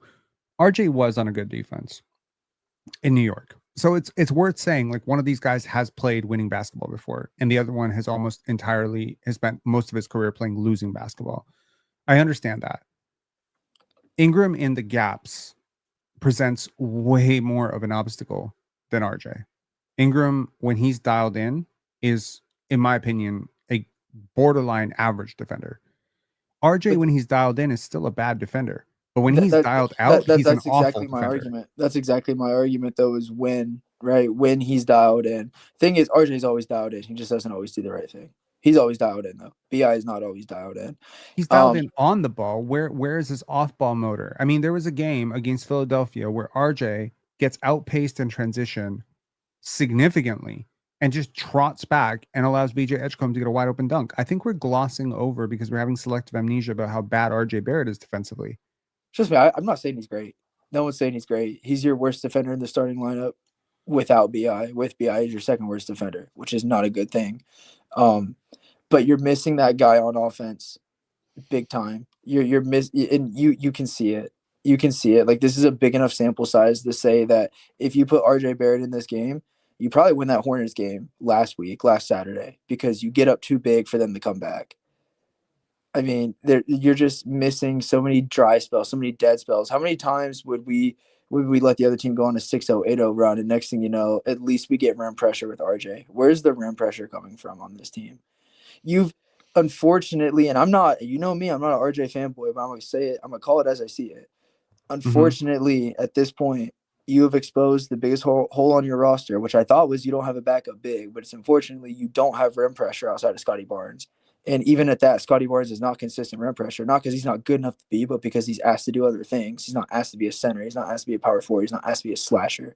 Right? He's asked to do other things. A lack of rim pressure is obvious. It's always been obvious. That's why we wanted Malik Monk. I would take it. I would take it. If you can get Keon Ellis and Malik Monk, but then you still have the BI issue, man, I'm almost to the point, and this isn't knee-jerk reactionary. I haven't been on here in a week for a reason, because I felt this way for a week, and every single game goes by, and I've unfortunately watched every single minute of every game this last week without RJ, and it's just like, you need to sell high on BI right now. I'm sorry if that sounds knee-jerk. I'm sorry if that's not what you want to hear. You need to sell high on this guy, because he's $40 million a year. He has a player option after next season. If the perception of him has changed overnight because he's in Toronto, he's in a positive situation, and Scotty Barnes is the best play, next to him instead of Zion, right? Yeah, but every single person who would trade for him can see his numbers. His numbers are awful. You aren't selling high, you're selling low. The only positive here is that he's playing. That's it. That's the only positive. The perception of him right now is higher than it ever was when he was playing good in New Orleans. His trade value right now is higher than it ever was when he was playing good in New Orleans. It is. You do realize at some point he was playing so well in New Orleans that he made an all-star team. He's not sniffing an all-star team with his numbers right now, number one. And he's not. but his there was trade a value. time when he was actually perceived as a viable option in a Kevin Durant trade. It was, do they want Scotty Barnes or do they want Brandon Ingram? And Scotty was coming off Rookie of the Year. So But what was the difference though in that? It was Brandon Ingram and friends. It was just Scotty Barnes and salary filler. They wanted would have BI been and her. it would have been Scotty and OG, dude. That's the part that nobody mentioned about that fucking Giannis, or the Giannis trade package or the Kevin Durant trade package. Is Scotty's making like $8 million a year. KD was making like 45. How are we supposed to match salaries? Gary Trent times 4 and trade 3 Gary Trents? No, man. There was some actual salary going to go out with Scotty. It was going to be Scotty plus OG plus Gary plus stuff, and Scotty was going to be the centerpiece. But of course, the Raptors did not trade him, so thank God. But what I'm saying is, Thank God they didn't trade him. Thank God they didn't trade him. Oh my God. I think Ingram, I don't know if you'd be selling high. I think selling high would be going to the playoffs with Ingram, him being healthy, and you pushing a team to 7 games, and he plays really well. That would be selling high, because the proof, first of all, his numbers are bad right now. As he adjusts to a new offense, his numbers have been bad. His process have been bad. He's struggling to find his teammates. He's not passing as much. So with his injury history, I think some people might justifiably just be like, is he kind of washed? I don't think he's washed. I don't think he's washed one bit. I think that he needs more help around him. Like even on those Pelicans, I'm not saying Scotty's not help. He doesn't seem slow to you. He doesn't seem like kind of slow. He seems sluggish. He seems not conditioned. I mean, okay, I have a lot of friends that I never played basketball in high school, played basketball in high school, and they were also huge pot smokers. Mm-hmm. From their sophomore year of high school to their senior year, when they started smoking pot, they became incredibly slow on the court. They became incredibly sloppy on the court. It's part of it, right? Obviously, he what he does in his personal time and free time is what he does in his personal time and free time. But you can't tell me you watched that guy 5 years ago and he's the same player now. The way he moves, dribbles, the way he pulls up for a shot, he's so much slower now. I'm over from it. RJ and Scotty did a really good job hiding his deficiencies. RJ goes out. Scotty's doing the best he can, and the deficiencies are there. I don't know, man. They're gonna get you on the horn. He's gonna decline his player option. He's gonna want another $40 million. Is he worth potentially, when the CBA goes up, 1/4 of your cap?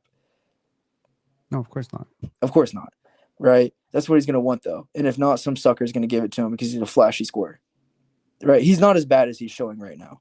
Not one bit as bad as he's showing right now. If RJ was playing, he and Ingram have a net rating of negative 1.7. Ingram without Scotty has a net rating of 3.1 plus 3.1. That includes the last 5-6 games without RJ, by the way. RJ without Ingram has a plus 14.2 in 141 minutes. Granted, that's a lot of small sample, and a lot of that is and like, to be fair, the defense looks better with RJ off because there's less possessions there's just less possessions overall. The game is being played a lot slower than it was a week and a half, 2 weeks ago. if the options exclusively are Ingram by himself, RJ by himself, Ingram plus RJ, or neither of them, the option that nets you the highest result is neither of them on them. Neither, right? 100%. And that's partially because you have positive players like Grady, Jameson, Jacoby, who provide a lot of other things for Scotty Barnes and Jakob Poeltl and Mamu and guys like that to work. Now, again, it's necessary for some people to lose their minutes so other people can win their minutes. It's necessary for some people to lower their efficiency so other people can increase their efficiency. Something that a lot of people don't understand is sometimes Ingram's numbers can be like lower because he's asked to bail out the offense so many times, right? And RJ is more efficient because of Ingram, in my opinion. This is one of the most efficient. Like, I agree with you. I agree. I actually think he was having a pretty piss poor start to the season, but I still think that he's the guy that you need in that spot if you're going to have Ingram on the court with Scotty, because it doesn't work well when Ingram's going to play the way he has been playing and Scotty has. That's not fair to Scotty to freaking have to carry everything. And he can do it, but he's not the most effective doing that. One bit. He's not the most effective doing that. You have to be fair to him. And it's almost to the point where it's like, what package do you, even if you have to give up picks plus IQ plus whatever, like I'd take point Scotty and whatever you're going to get back. I really would. I really, really would. Like, I'm ready to go full point Scotty, put Scotty at the point guard. I don't care if he shoots 2 threes a game, 3 threes a game. If he's at least making one of them, that's all that matters to me. If he's going to have a hot game where he's making 3 or 4, that's fine. Get shooters around him, put him at the point guard position. I'm ready to commit point Scotty full time. I was hesitant of it 2 years ago. I'll be honest with you. We kind of had some back and forth about it. You were right. I'm ready for it. It's a lot better than what the hell I'm seeing right now. It's a lot better than what the hell I'm watching right now. This isn't a small sample size. This is a week and a half in the making, and you're playing piss poor teams. This is the easiest your schedule is going to get. You saw the Lakers without Luka last night. You know how many teams would die to see the Lakers without Luka? Well, I mean, the Lakers coming into last night without Luka were 3-1. And then they left last night 4-1, and then after tonight they're 4-2. So they're a winning team without Luka and LeBron. They are, but would you rather see a Lakers team with or without Luka? Come on, let's be honest. But what I'm saying is they were 3-1 without Luka and LeBron with just Austin Reeves. They're actually 1-0 without Luka, LeBron, and Austin Reeves. So at some point, interestingly enough, they actually did win a game because Nick Smith Jr. went crazy and Bronny James was getting fourth quarter minutes. So at some point, we just have to acknowledge this is a good team. It's a well-coached, JJ Redick's team. Man. And JJ Redick's a really good coach. Yeah, I didn't like JJ Redick as a coach, but I'll own it up when I'm wrong. A lot of people. I'm right there with you. Yeah, look, I don't, man, look, I don't think RJ is the difference maker that you think he is, but he doesn't hurt. He doesn't hurt nearly as much as people thought he did. In the grand scheme of things, unfortunately. I've never really felt like he hurts. I more or less think he's in the way of something better. I don't like $27 million. Like, it's low-hanging fruit. I feel like if he's on the court in a playoff series, you're going to get hunted. It depends who's on the court with him, though. He was fine. I'm not, but I don't want to compensate for my fourth best player or my I don't third either. best But player. I'm not going to compensate for an over-the-hill injury-prone guy playing the four. Yeah, but Ingram's skill set is at least specialized. Like, he is a specifically specialized player. There's a reason why he gets double teamed, triple teamed almost every single night. He is, but for you all the can't guys leave Brandon Ingram one-on-one. But very true. But for all the guys in the league that are getting double teamed and triple teamed, one of the last ones I would choose to win on my team to be double teamed and triple teamed is Brandon Ingram. I could think of at least 20 guys. Okay, but for all the guys who command double teams and triple teams, they're all better than RJ Barrett. That's very true. Ingram is also better than RJ Barrett. In my humble opinion, I think Ingram is way better than RJ Barrett. 100%. And I'm not saying RJ's better one bit. I'm not even saying RJ Barrett's worth his contract right now. Right? Like, I'm not saying he's worth 27 million. If RJ Barrett gets double teamed, can he score? Hell no. Like, off a standstill, you're talking about a guy who cannot hit a pull-up jump shot to save his life. His mechanics will not allow him to hit a pull-up jump shot. That dude is basically a one-trick pony. If he goes downhill, it's left hand. If it goes right hand, he's not finishing. When Ingram had burst and athleticism and lift, he could not miss near the basket. Right now, he can't make a layup. Okay. I think he's pushing through something. And that's why I said ego is hurting the team. Because right now, I think Brandon Ingram's a better shooter, but he's not playing like a better shooter. But if you look at what Ingram shoots on open catch and shoot threes versus what he shoots on contested, you might ask yourself, why is he not more open more often? Is it because he constantly shares the court with 2, 3, or sometimes 4 non-shooters? How many guys on this team? If you look at Ingram's numbers with Grady, he is a fundamentally better player. Yeah, I would actually. Scotty doesn't help him at all. I just want to be clear about that. Scotty helps everybody. Scotty helps everybody. Scotty helps RJ. Scotty helps IQ. Scotty just does not help Ingram at all. And I 100% agree with that. However, I would say out of all the players on this team, I think Brandon Ingram is the one that's most catered to for shooter-friendly lineups. Sure. I mean, but is that wrong? Shouldn't he? It's not wrong, but it's not working right now because the guy that you're catering to isn't doing what he's supposed to be doing. Because and we can't tired. I think he's tired. Isn't everybody? But it's fair to say that the guy who's the oldest of the group, who is leading the team in minutes for some reason, is maybe just being ground into the ground. Like, this is not a guy who's coming off a healthy 82 game season. This is not Mikal Bridges or Mikal Bridges is a guy who's he's the ultimate conditioned athlete. And I agree, not to shit on Scotty Barnes, but it's not like Scotty Barnes has been very healthy the last 2 seasons either, and he looks great. You know, But he even doesn't Scotty have is going to any. hit a wall at some point where his jump shot is not going to touch wood. He's going to hit a wall too, where his jump shot's not going to go in anymore. But he's because still he's effective. tired too. But he still finds a way to be effective. That's my issue, though. Because he's strong. See, that's the thing. Like when your twitch and lift go away, all you have is your size and your girth. So when Shaquille O'Neal is tired, Shaquille O'Neal is still 340 pounds of immovable object, or sometimes I don't know 400 the pounds. answer. I don't know the answer to this. I'm truthfully asking, who's longer, Scotty or Brandon Ingram? Scotty by an inch. Okay. 7'3" versus 7'4" wingspan. I don't know, man. I don't know. Have you seen some of the dunks that Ingram has put up this year? That's not just all length, dude. Like he is 100%. fluid, functional, and he's bursty. off. Right now, he looks like a guy who can barely move. Now, I don't know if it's a tweaked ankle. I don't know if it is, the hamstring where he threw that water bottle. He hasn't looked really the same since that moment. If we're being honest, his efficiency has gone from bad to awful since that event.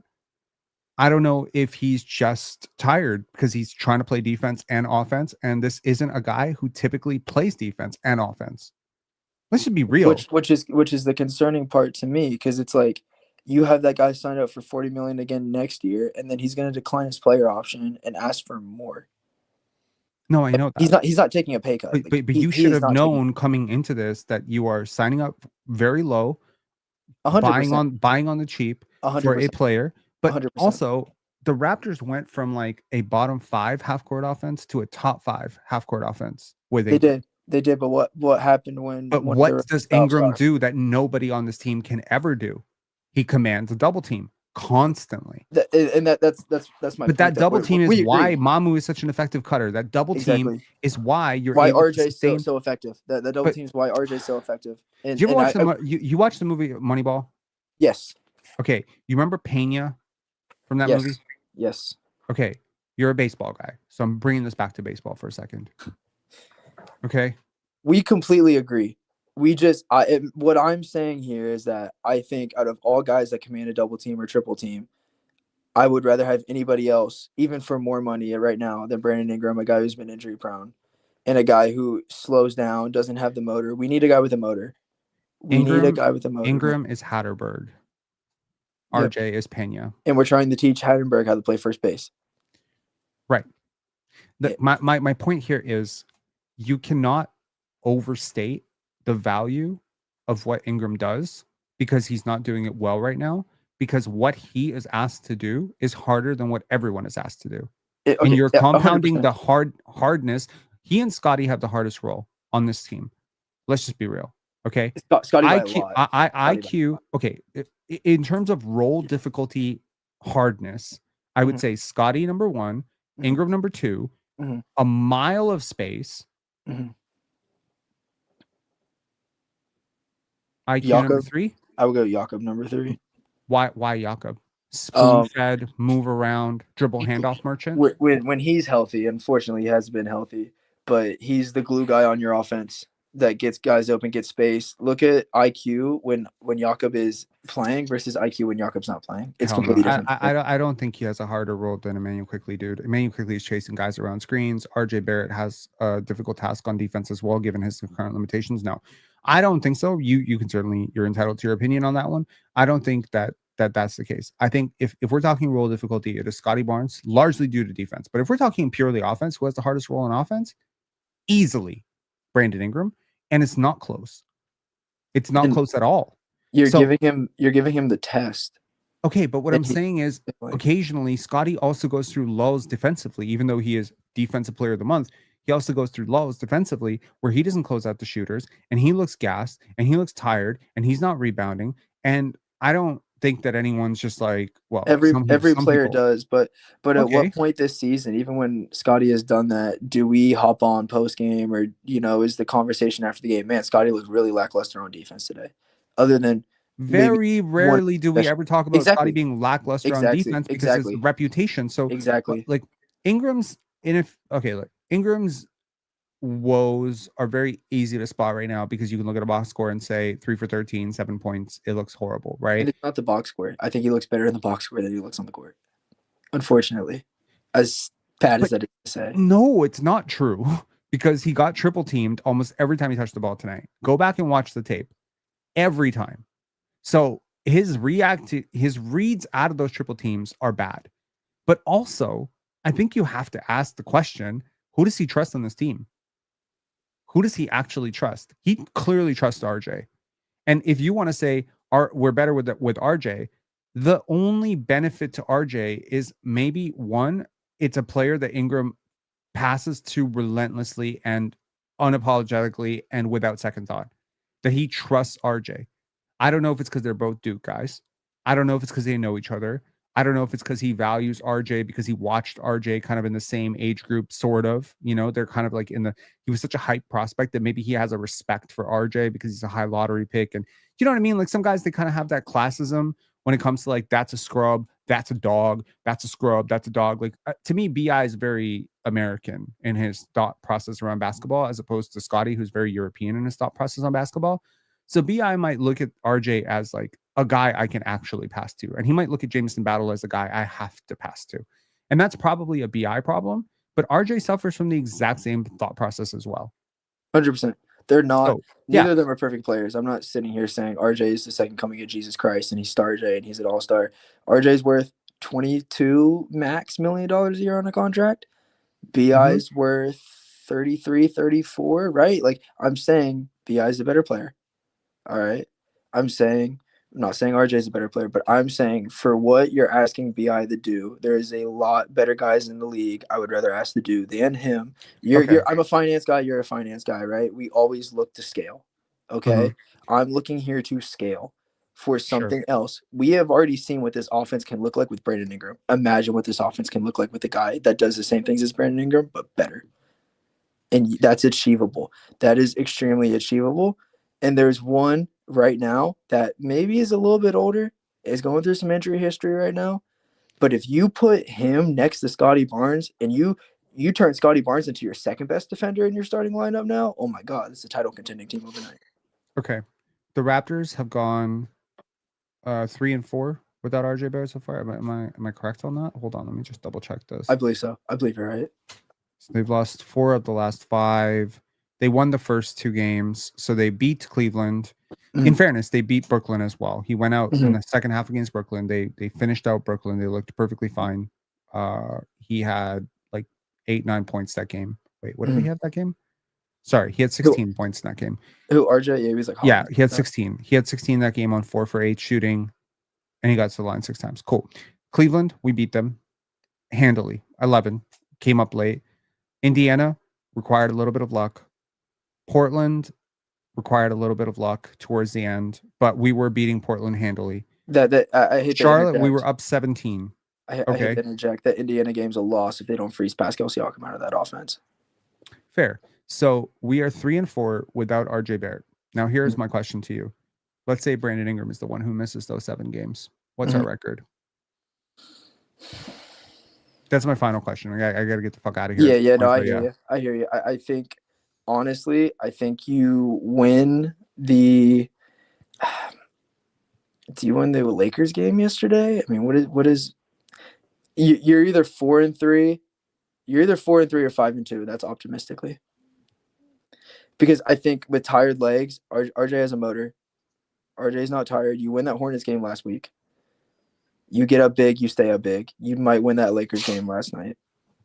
I don't think so. Listen, we come from the same place. We're saying the same things. We might. Scotty has had amazing games, but can we acknowledge that? Apart from tonight, Scotty has been on a superstar tear. And if you exclude the last 3 quarters of this game where he got totally frozen out of the offense and basically froze himself out of the offense, I don't know what the fuck's going on with him. He's just dog tired. Given the load defensively, his offensive numbers are absolutely mental. Like we're talking bordering on 7.5 box plus minus. We're talking about back-to-back kind of like star-ish, star-defining type of performances. We're talking about a game where he's been efficient as hell. Like if you look at Scotty's numbers in games where RJ Barrett has not played, he is like fucking MVP level. Is that a product though of RJ Barrett not being out there? Is that a product of Scotty having to take more upon himself and now tiring himself out? That is a product of maybe it's a little bit of both. Missed as often Maybe it's because a little bit of RJ both. Barrett has tunnel vision. This is what I'm trying to protect you from, just as a friend and a well-wisher. And I'm trying to protect you from the idea of correlation is not causation, and not becoming blind to the idea that just because somebody missed time and you struggled, that they're the reason you struggled, or their absence is the reason you struggled. And that's It's extremely fair. perfectly possible, That's right, extremely fair. for me to come to your house, right? Mhm. For me to stay one night at your house as a guest, for me to Mhm. leave the next day, and for you to get robbed a week later, and for me to have nothing to do with you getting robbed. I didn't Mhm. have anything to do with getting robbed.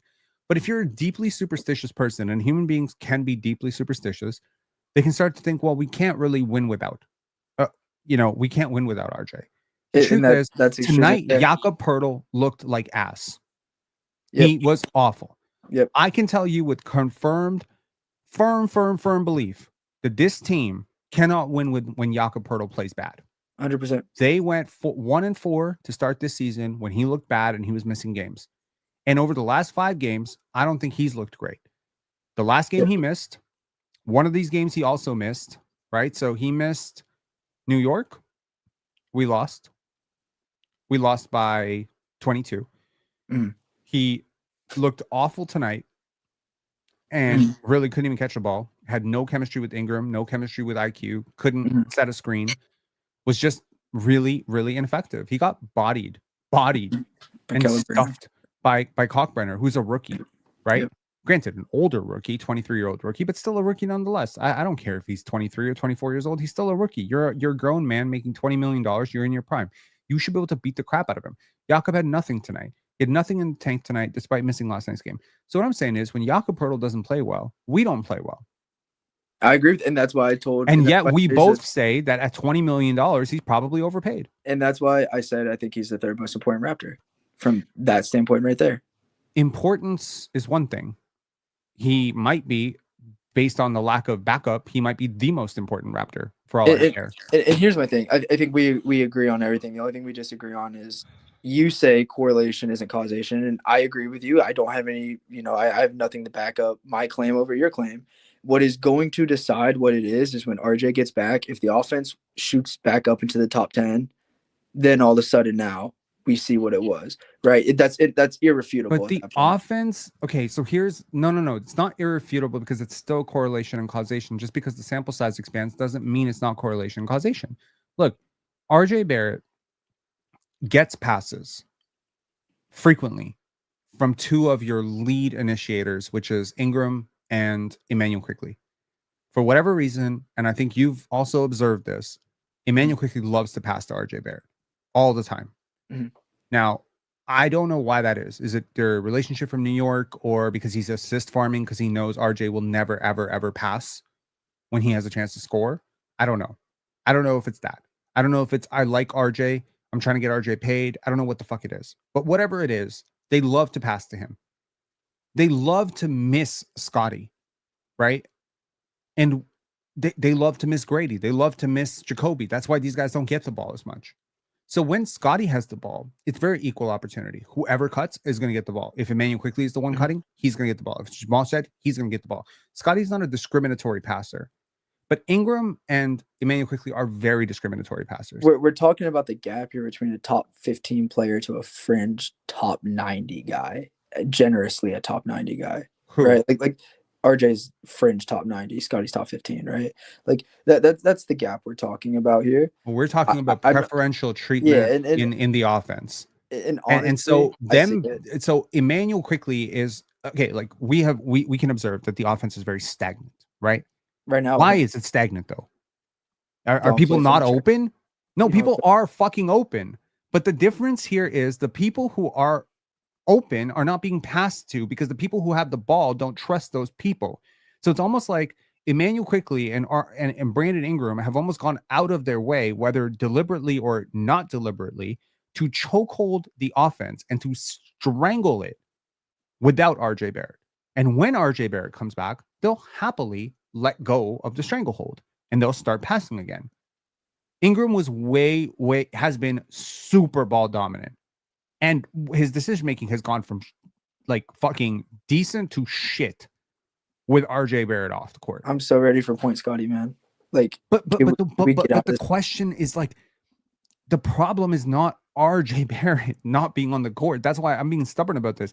It's not RJ Barrett solves this problem. It's they let RJ Barrett solve the problem. So, but and I agree with you. But is Makes that sense? is no? I 100% agree. But I don't hold that against RJ. I hold that against the players that are doing that, right? Like, it's not like RJ's like, hey, I need that. So this is not an RJ Barrett problem. This is a fucking Emanuel Quickley problem. 100%. Emanuel Quickley is also the one, by the way, who overpasses to Ingram in bad situations. We're on the same page. We are 100% on the same page. Anyways, man. Yeah. Triggering topic.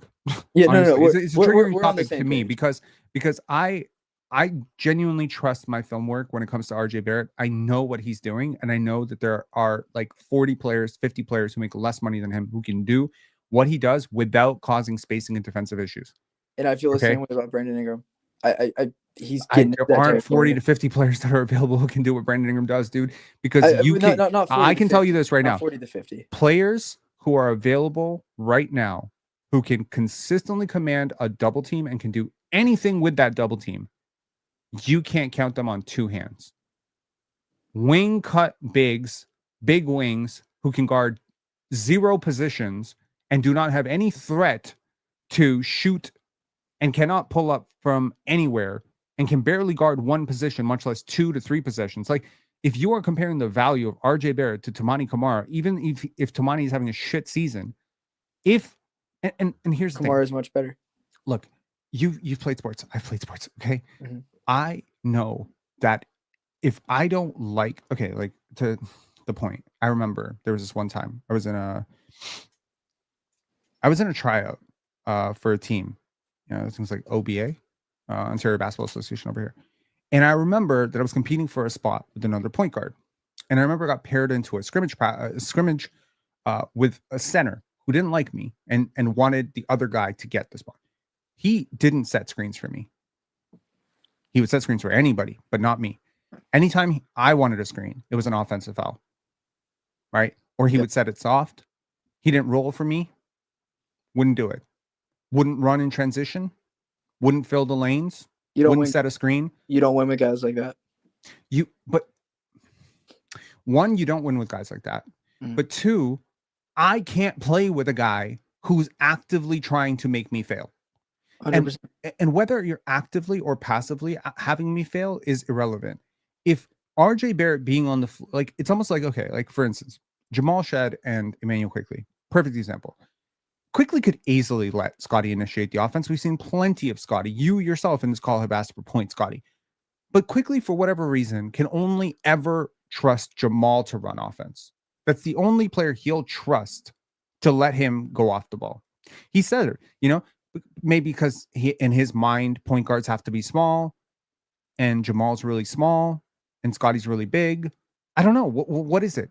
Maybe he's not threatened by Jamal because Jamal's a really nice guy. Maybe he's not threatened by Jamal because he knows that he's a better player than Jamal. And if he lets Scotty run the point, then what happens to him? I don't know what it is. I don't know what the fuck it is. I don't know where the hesitancy would come from him. He has 4 more years on his deal and he's making $33.5 million a year. Sure. Where's the hesitancy? But maybe he feels like his role can only be usurped by a player that's lesser than him. I don't know. I'm not fucking in his head. But my point is, if he will only ever move off ball for Shed, and it will always be a tug of war for the ball with Scotty, does that mean Scotty is not suited to run point? Because when he runs point, these guys won't let him. Like, okay, it's like I hear you. I understand. Like if I will only try on defense when my friend is the center, then I can make my not friend look terrible because I will always give up the drive and he'll pick up fouls every fucking game. And here's something else. I've just been sitting here thinking, and here's some food for thought, and I want your opinion on it, right? I'm not saying I necessarily agree with it, but I would love to see the data. I want to see with and without RJ on the floor, when Ingram gets double teamed, what is his turnover percentage and what is the field goal percentage for the possession? So our team strategically now double and triple teaming him, knowing that there's no threat. Is he getting double team and triple team because he's that much of an offensive threat? Or is he getting double team and triple team because he's barbecue chicken? right? Like, Mhm. remember the old Pascal Siakam argument when everyone's like, "Oh, look, Pascal's going to double team and triple team." It's like, yeah, because he's barbecue chicken. He's going to turn over the ball, and we have low field goal percentage when he's getting double teamed and triple teamed. Is that the same thing happening now? I'm not saying it is. I want to see the data behind it, but that's kind of food for thought. It used to happen to Siakam, so that's why it's in my head. Right.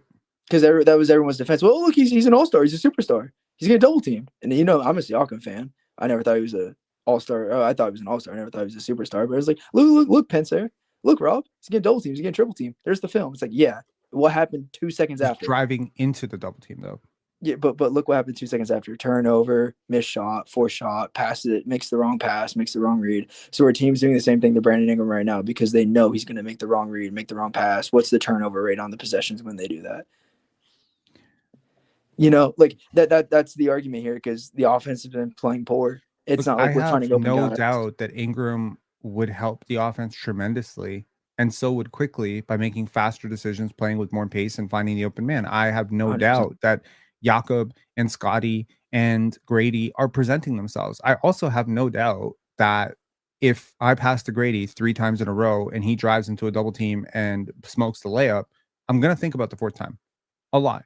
And I think there needs to be an understanding that Ingram does not respect his teammates on that level. He does not see himself as one of the guys. He's not one of the guys though. But to that I say, and I've said to a lot of dudes, and honestly, Scotty's getting out of the territory where I can say this to him for, who are you? Who are you? Are you all NBA? No. Are you an MVP candidate? No. So why is your ego so damn big that, we're getting back to ego now. Why is your ego so damn big that you can't trust somebody? Who are you compared to them? What, your contract's bigger? Your contract's bigger because we were willing to pay that.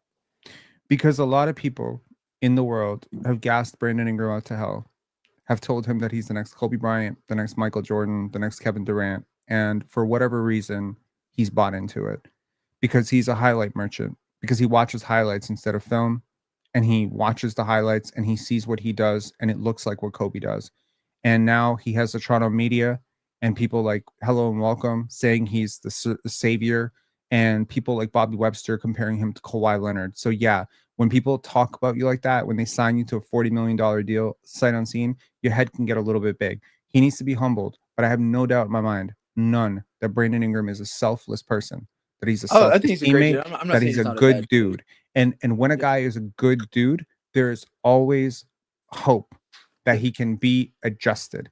If you show him proof for what you're saying, it, again, can't teach an old dog new tricks. It's harder to reach him now. But if you do manage to get him on board with Scotty Ball, and by Scotty Ball, I don't mean Scotty Barnes 26 points per game. I mean Scotty Ball as in we play fast, we play, together, we play egalitarian. If you can get him on board, switch his mind when he comes to that conclusion by himself, because again, there's a old story about Darko working with Mikal Bridges and watching Mikal every single day and never saying a word to him about his broken jump shot every day. And then after 2 months, he just say like, hello, good morning. How are you? Build that relationship up over time. And then after 2.5 months, he makes the first suggestion. That's Darko's approach. Darko is a very methodical, I'll let you do it your way. Show me your way. And now I'll show you why it doesn't work. He's putting him in a perfect situation to fail. Which is good leader. It's good leadership style. Right. However, I fear for Darko because I don't trust.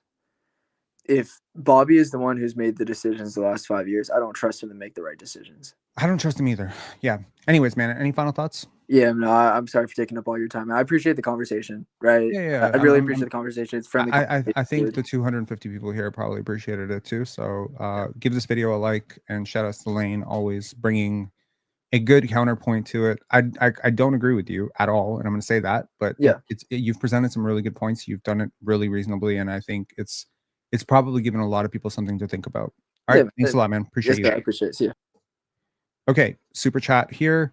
Red Salute said, when do you think Chucky Hepburn will be NBA ready? Potential starter, and is he a Presti player? So 3 questions. When do you think Chucky Hepburn will be NBA ready? I think Chucky will be NBA ready within a year and a half to 2 years. I think the jump shot is still a work in progress. I think his size will always, but he competes. He competes really hard, and he's playing really, really well for the 905. The second question here was potential starter, question mark. It's hard to say with any two-way guy. I got to tell you, when I looked at his tape, I didn't see a starter. I think he's a little bit small, to be a starter. I would say the same thing about Ryan Nembhard, in fairness. So that's something to think about there. So yeah, I don't know. And is he a Presti player? He's totally a Presti player. He's hard nosed, selfless, grinder, totally great. Zabalos 91 said package RJ, quick, and 4 unprotected firsts for Giannis. Try. You can try that. I guarantee you that is not enough. If any trade for Giannis, first of all, you're definitely giving up like more than 4 firsts. You're giving up swaps. Potentially, you're giving up Grady. You're giving up CMB. And you'd be lucky if you escape that deal without giving up Scotty. So it's not so easy. Given the going rate and what Kevin Durant went for, I think some people are maybe like thinking, oh, Giannis might be cheap. Giannis will not be cheap. Every team in the league can use a Giannis. It's a very portable player. Is Jace, I'm going to let you on for like literally a minute, man. I understand that you wanted to call in and you wanted to get something off your chest or ask me a question or something. But man, I've been trying to get off this call for like an hour. But what's up, man? Hey man, I just want to test my mic real quick. Is it well? Yeah, it's good. Yeah, if it's okay with you, I would just like to share a recording. We had like a really good discussion. It's just like a 1 or 2 minute take on like what happened today and everything that was exposed. It was between me and ESPN. No, it was between me and ESPNNeedsIKD on a Raptors cookout, but before it crashed. So if it's okay, I'd like for you guys to hear it and know your take. Well, ESPNNeedsIKD is a VIP member, so yeah, sure. Let's so it's 2937 on the Raptors Cook on Twitter. I don't know if you can play it or if I have to send you the like the link, or I don't know. Like if it's cool. I can play it. Hold on 1 second. It's really like good, thought provoking of like kind of like what me and him were talking about. So I just want to know if you guys like your takes on it. If I agree with it. Okay, let me just see. Yeah. Zazu. Let's see here. Cookout. Okay. Play recording. What's the timestamp? 2937. Should be the end of Lily talking, and it should be me. Okay, hang on 1 second, man.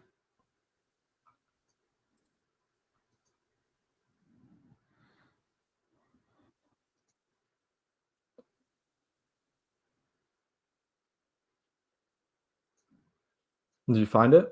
Yeah, I did. Okay. George, Oubre, Bona. Oh, that's the wrong one. That's the wrong one. It's you have to scroll down. That's a pin. You have to scroll down. Oh shit. It's the most recent one, yeah. That one, yeah. 2937 on that, please. I mean, wide open. You don't. You got Boston on Sunday, then you got New York. That's a big game. A disaster. Your big man is available. Yeah, I'm kind of. I don't. Sorry. That's perfect. Yeah, that's perfect. Start from there. Yeah. Okay. Why can't I play it? Fuck. Maybe go back a little bit, like 10 seconds, 50 seconds back, or try to go back into it.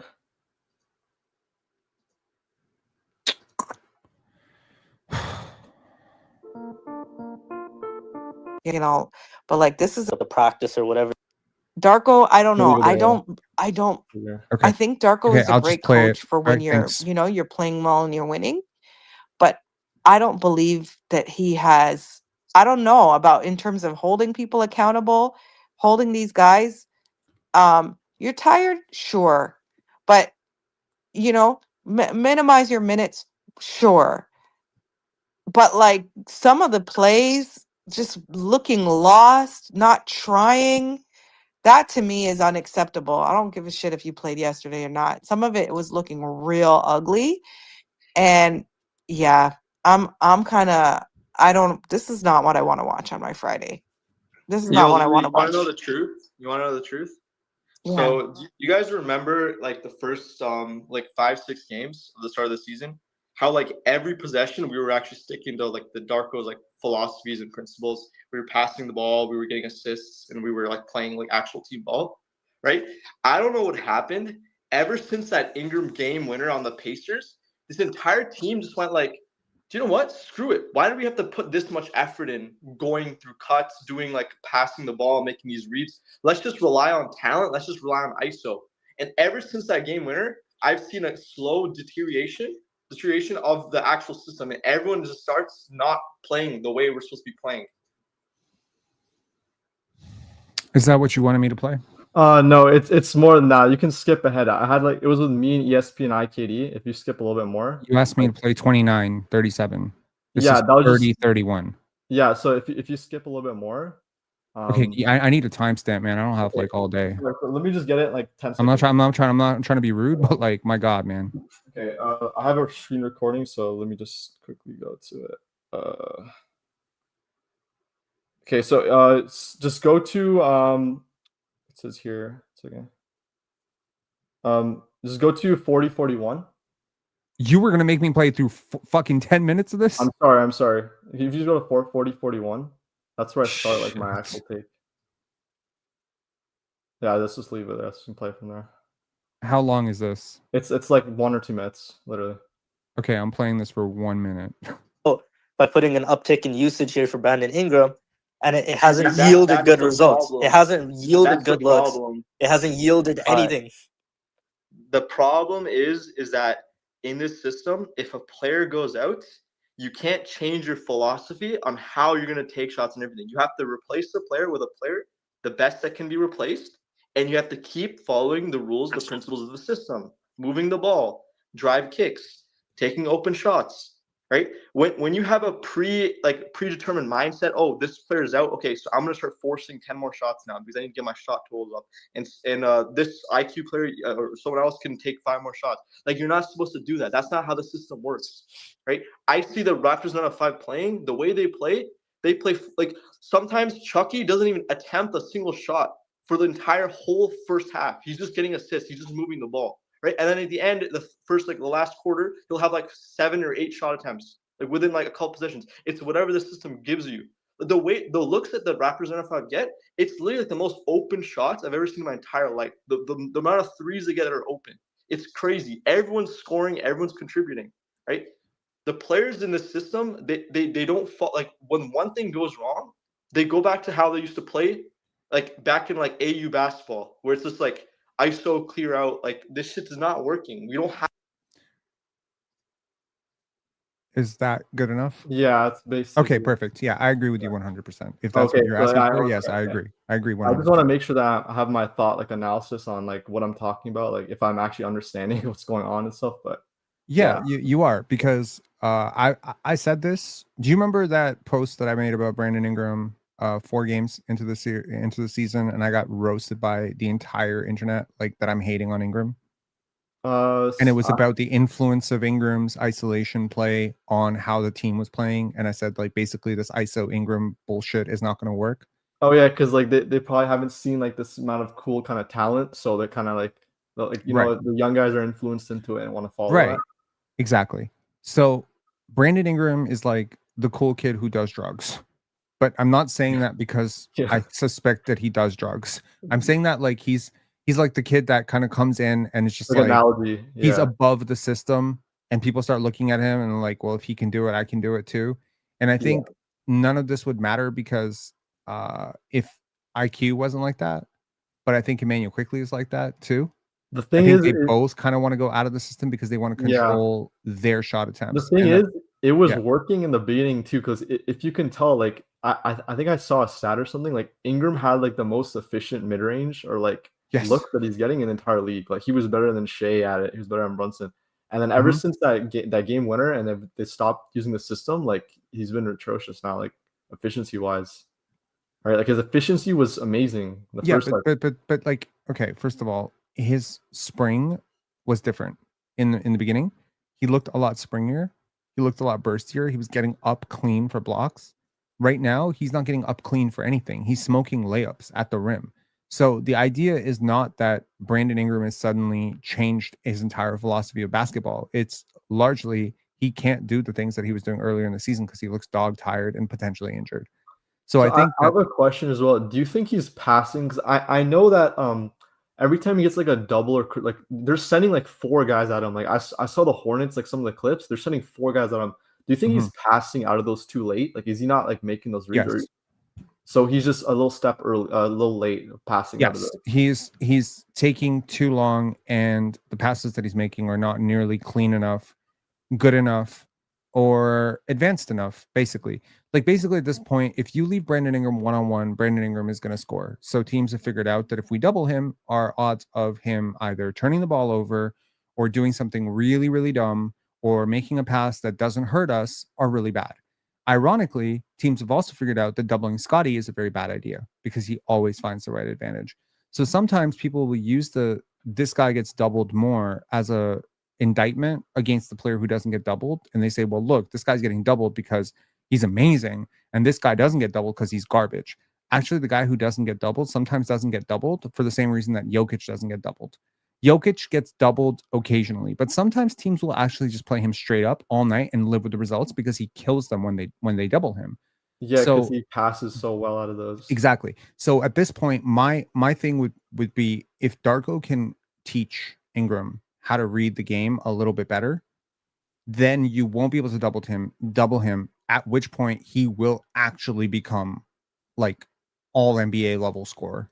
Yeah, because he will be able to make those reads like, and you'll get Right. the cleanest threes. Like it'll be like Jokic like getting threes. You know, like they're Well, team he's never how gonna be Jokic because Jokic sees the game like 3 seconds No, ahead. I meant If like Ingram how can their start seeing role the game, players, right? like how their role Exactly. players get shots. Exactly. And I mean, look, like it's not like his gravity is any less than most stars. The difference is his process is worse.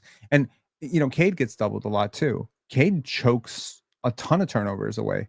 You know, last year he led the entire league in lost ball turnovers. Misses a ton of shots, but people have no problem with it because Cade leads to mediocre to above average offense. Like Cade is a floor lifter of offense, and so is Ingram. I feel like the people who complain about Ingram don't really completely understand what they're watching because it's really hard in basketball to score over a double team. So what Ingram needs to do is he needs to study the tape and figure out where he can find advantages better. But I think if we're gonna grade the Ingram experience in Toronto, let's just put it this way. It's not as good as it was at the game winner. It's not as bad as it feels right now either. It's somewhere in the middle. He's not worth 40. He's not worth nothing. He's worth like 30. And you overpaid a healthy amount. That's my view on it. Anyways, man, Ishays, thanks a lot for calling in and thanks for sharing the take with us. Okay, yeah, thank Peace. you. All right. And after 2 hours, you know what? Like, I usually don't want to just get out of here, but I'm going to share with you guys, honestly, I hated this game. I hated watching it. I hated covering it. This is not fun for me to watch this game. And I have to be humble and realize that, yes, covering basketball on a Friday night is my dream. And covering the Raptors is my dream. I love this team. And I get to cover a team with my favorite player on it. And I'm watching him truly transcend into a star. And even though he didn't play like a star tonight, I'm still watching it happen this year and I get to cover it. And that's good. That is good. Okay. That is overall a good thing. I think tonight sucks if you're a Raptor fan who's maybe thinking about finals and playoffs, and maybe all of that talk was a little presumptuous. We need to compete in the East. We need to go for this. I think that you have enough talent here to do something really commendable in the playoffs. But you do have holes. You do have a hole at a backup big. You're always going to be vulnerable to games like this with Jakob. You have nothing to go to behind him. They're bigger than you. The minute Moussa Diabate comes in, they are immediately getting rebounds on you. You have to send wings who should be on the wing down to the post to guard. And when Scotty is in one place, what is true is he is not in the other place. The question of could he have turned off the water a little bit for Austin Reeves yesterday? Yes. But Jakob Poeltl wasn't playing, so you couldn't leave DeAndre Ayton. You're having to waste your best defender boxing out DeAndre Ayton. and Andre Drummond, and in the process beating him up. There's a lot that goes into why the Raptors are playing poorly right now. It's not all on Ingram. It's not all because RJ is some magical missing piece. RJ helps. But you know what? So does Jacoby. When Jacoby's going 2.9 box plus minus over the last 9 games, he's a huge part of what's working. Huge part. Why won't IQ pass him the ball when he's open? Why won't IQ pass the ball? Why won't Ingram pass him the ball when he's open? Like the frequency of passing to RJ Barrett does not mean that RJ Barrett is somehow better. It just means he has a better relationship with and more established rhythm with and more trust from the people who are controlling your offense. That's my central takeaway. Ingram trusts RJ more than he trusts every other player on this team. IQ trusts RJ more than he trusts every other player on this team because he scores. He doesn't fuck around with the ball. He doesn't make connective passes. He goes right to the rim and he rewards you with an assist. And that's their style of basketball. RJ Barrett's a big deal. I don't know how many people know this, but RJ Barrett's a really big deal in basketball. Okay. He's a big name. He carries weight with him. The way people talk about RJ Barrett in the United States is truly mind-boggling to me. Okay. There was a caller the other day from Miami and asked him, if you could take any player off this team to be on your team, which player would you take? And he said RJ Barrett. And that's cool. He's a 63-year-old guy. If you talk to people on the panel last year, who's Toronto's best player? They would have told you RJ Barrett. Chilltown would have told you RJ Barrett's better than Scotty Barnes. He doesn't like saying it to me, but he would tell you RJ Barrett's the best player. And now he'll tell you Ingram's the best player. Jordan would tell you right now Ingram's the best player on this team. This is the way, unfortunately, some people think about basketball, right? A lot of people think RJ Barrett is really good. And clearly you have 2 people on this team who think he's amazing. And they don't think that way about Sandro Mamukelashvili and Jacoby Walter and Jamison Battle and all the other guys you have on this team. The one guy who will pass to Jamal Shed as frequently as he'll pass to RJ Barrett is Scotty Barnes. So if you run the offense through Scotty, the offense will work fine and you'll be up 17 against the Charlotte Hornets. But if you run the offense through Ingram or you run the offense through IQ, it won't be fine because the one guy who would stop them from being ball dominant and taking stupid shots by cutting to the rim and inviting them to pass is on the bench. The one guy they trust to pass. IQ has never missed RJ Barrett open on transition. He misses Scotty Barnes every fucking game. I'm almost surprised every time he passes to Scotty when he's open in the post. He will never look off an RJ Barrett waving in the post asking for the ball. He will never look it off. He's constantly looking for him. But that's the point. Just because those 3 pass to each other like they're the 3 amigos doesn't mean that that's the problem. Unless, of course, you think that RJ Barrett is somehow a better player to pass to than any other player on this team. And you might be right. You might be right for sure. But what about when RJ doesn't have the ball? What about when RJ isn't the primary defender on the ball? What happens to your defense? You telling me I had people tell me yesterday that the Raptors might have won if RJ had played.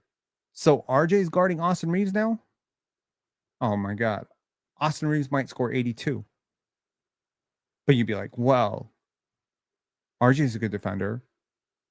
RJ gets lost on screens. You know how many times Jacoby got lost on a screen yesterday? If Jacoby's getting lost on screens and can't get around screens, and Jamal Shed can't get around those screens, I do not trust RJ Barrett to do anything. And then I expect my bigs to be in foul trouble, and I expect breakdowns everywhere else. RJ Barrett is not what you guys are saying he is. I refuse to be gaslit by a whole bunch of Americans trying to tell me like RJ Barrett's nice like that. RJ Barrett is a perfectly fine player. He's having a perfectly fine season. He is not better than Con Knipple. He's not better than Malik Monk. Miss me with that bullshit. Okay. I just described a rookie and I described a fucking 6th man. He's not better than those guys. He's not better than Tamani Kumar. He's not better than Herb Jones. He's not better than Cason Wallace. He's not better than Aaron Wiggins. He's not better than AJ Mitchell. He's not better than any of these players. I'm sorry. But the difference is Emanuel Quickley is not going to pass to AJ Mitchell. So he looks better. Get the point? I'll talk to y'all later. Peace. Am I missing any super chats here? No. no, no, no. Thank you very much to Larry Kane, SS Rahim, Johnny Ya, Medved, as always, one of our members, Zabalas, and Red Salute, another one of our members. Thank you very much to you guys for sending super chats. And thanks for hanging with us 2 hours and 30 minutes into this disappointing loss. It's not as bad as you think. It's not as good as you think. It's somewhere in the middle. Looking forward to the Raptors bouncing back on Sunday. Peace.